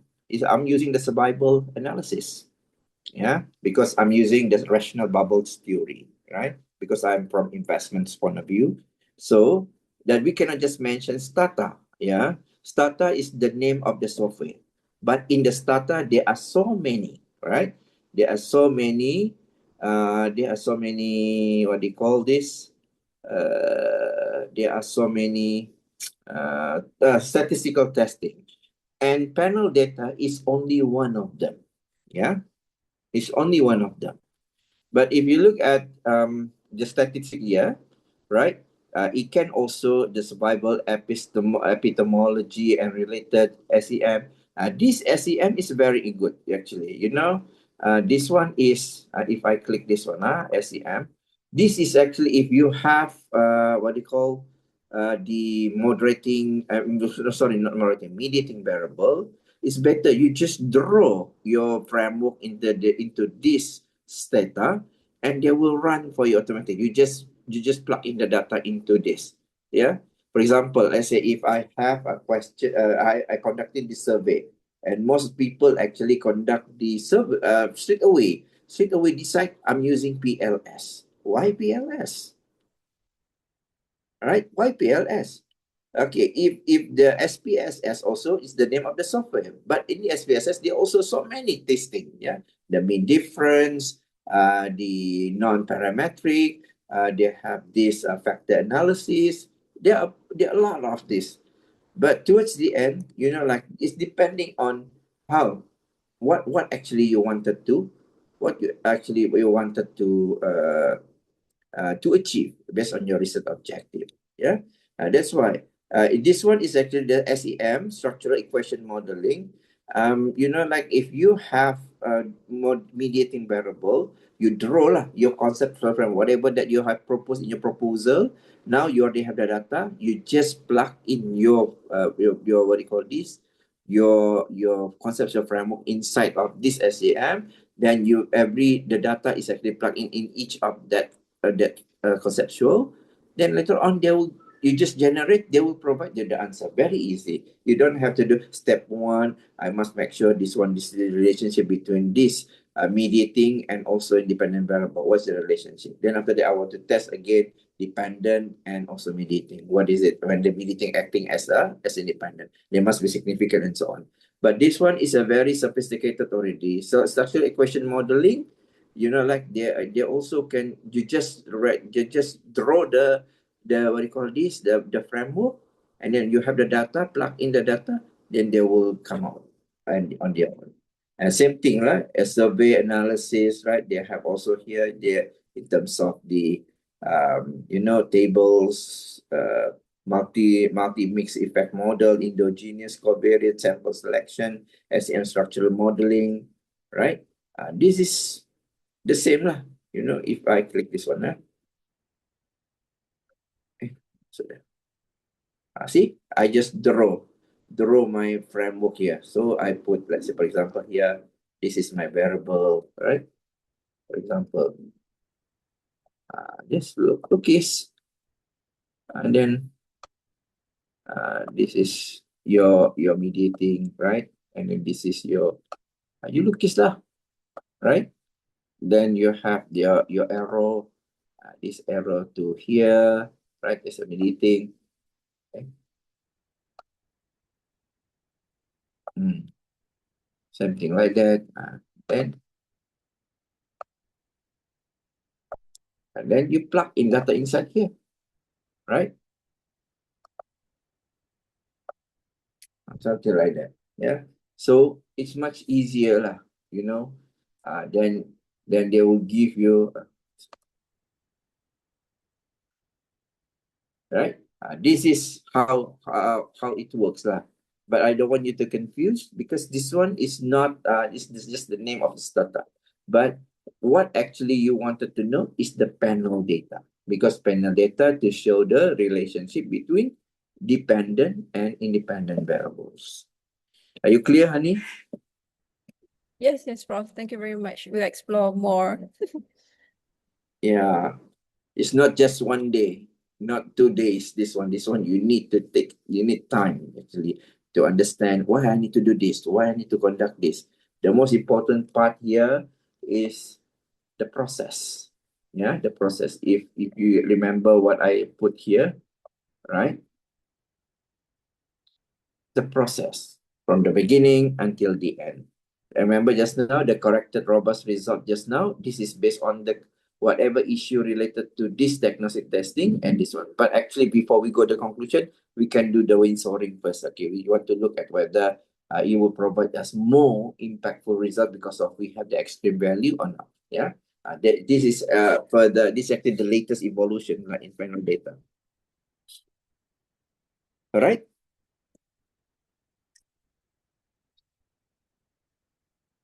Okay. Any other questions? Any other questions?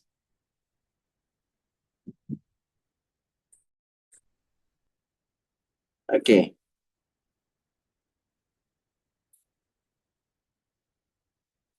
Okay. All right. If you don't have any questions, then probably that I think that's the end of our sessions. Then I'll see you around and all the best to you. Is it okay? Thank you very much, Prof. Okay, Prof. Thank you very Okay, much, Prof. Thank you, yeah, can Prof. we Thank you, call Prof. before we leave? Maybe we can ask the moderator. I think Ina, are you there, Ina? Farina? Ya, ya, Prof. So I think I already end lah. So I think tomorrow no needs lah because I already give the whole things. Yeah. Okay. So, okay, sambung esok kan, Prof? Apa dia? Next session esok sambung kan? Tak ada lah, tak payah. Oh, Dah tak payah habis. dah? Oh, dah cover semua Dah hari habis. ni? Yeah, Okay. that's the end lah. Okay, because because untuk the next level tu, I think that one is not everybody use. It's actually depending on the data. Once you have the data, then we have another consultations lah. That's a different story. Okay. This one is the basic things what you need to know. Ya, saya terangkan begitu dulu lah sebab nanti kalau datanya tak betul, macam mana juga kan? Kita kena tengok data dia. Bila data dia ada masalah tu, baru dia kena buat. Ya.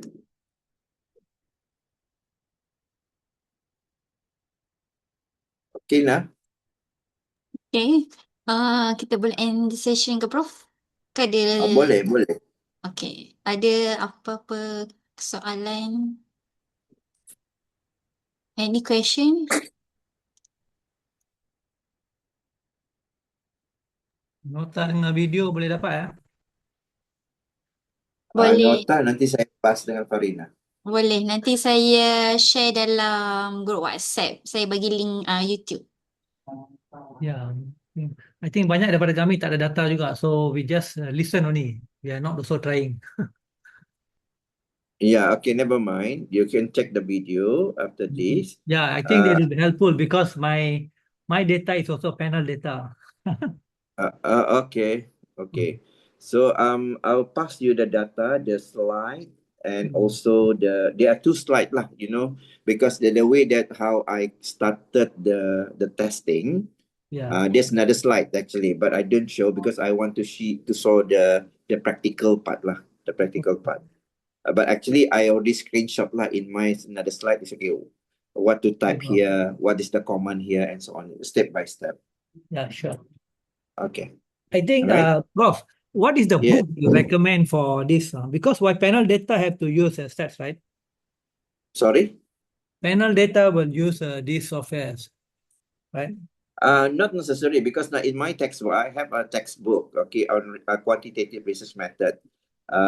But in that textbook, actually, we use not use the Stata, we use the eViews because the reasons why we use eViews, because UiTM subscribed the eViews, but UiTM did not subscribe the Stata.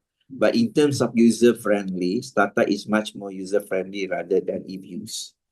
eViews is very same technical. results. The same result. But they will provide you the same results. Yeah. Okay. So for your own experience, you have to use Stata first lah.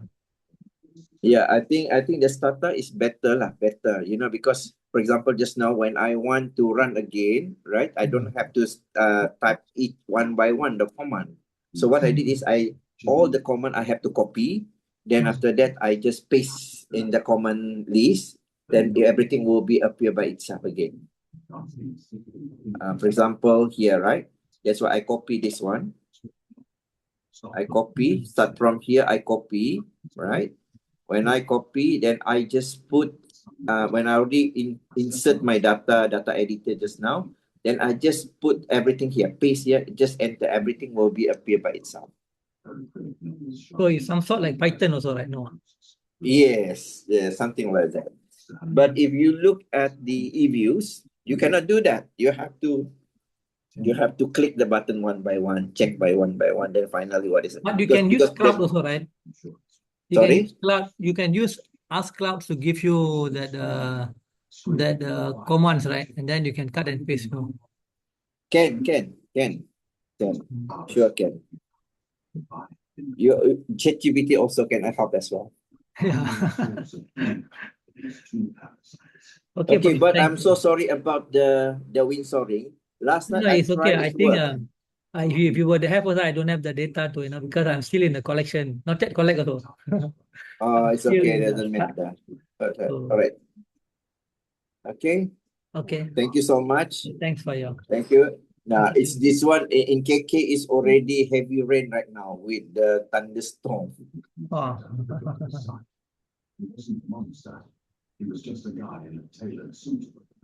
Okay. Okay, Prof. Thank you. Okay, Prof. Thank Thank you you very so much, much. Prof. Okay, boleh kita Alright, I'll see you guys ambil around. gambar boleh. sebelum kita tutup. Can we take a picture?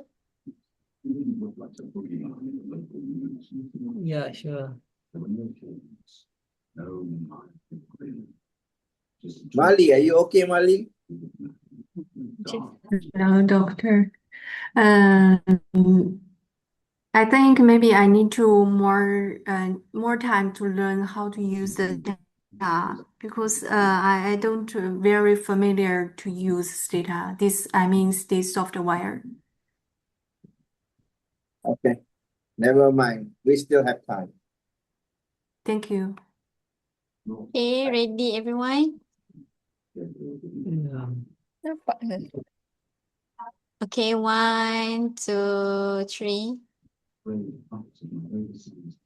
Okay, one more. 1, 2, 1, 2, 3. Okay, thank you everyone. Thank you, Prof. Imbarine. All right. Welcome. Thank you, Prof. Thank you, Prof. Imbarine. Thank you, Terima Prof. kasih. Terima kasih, Prof. Okay, thank you everyone.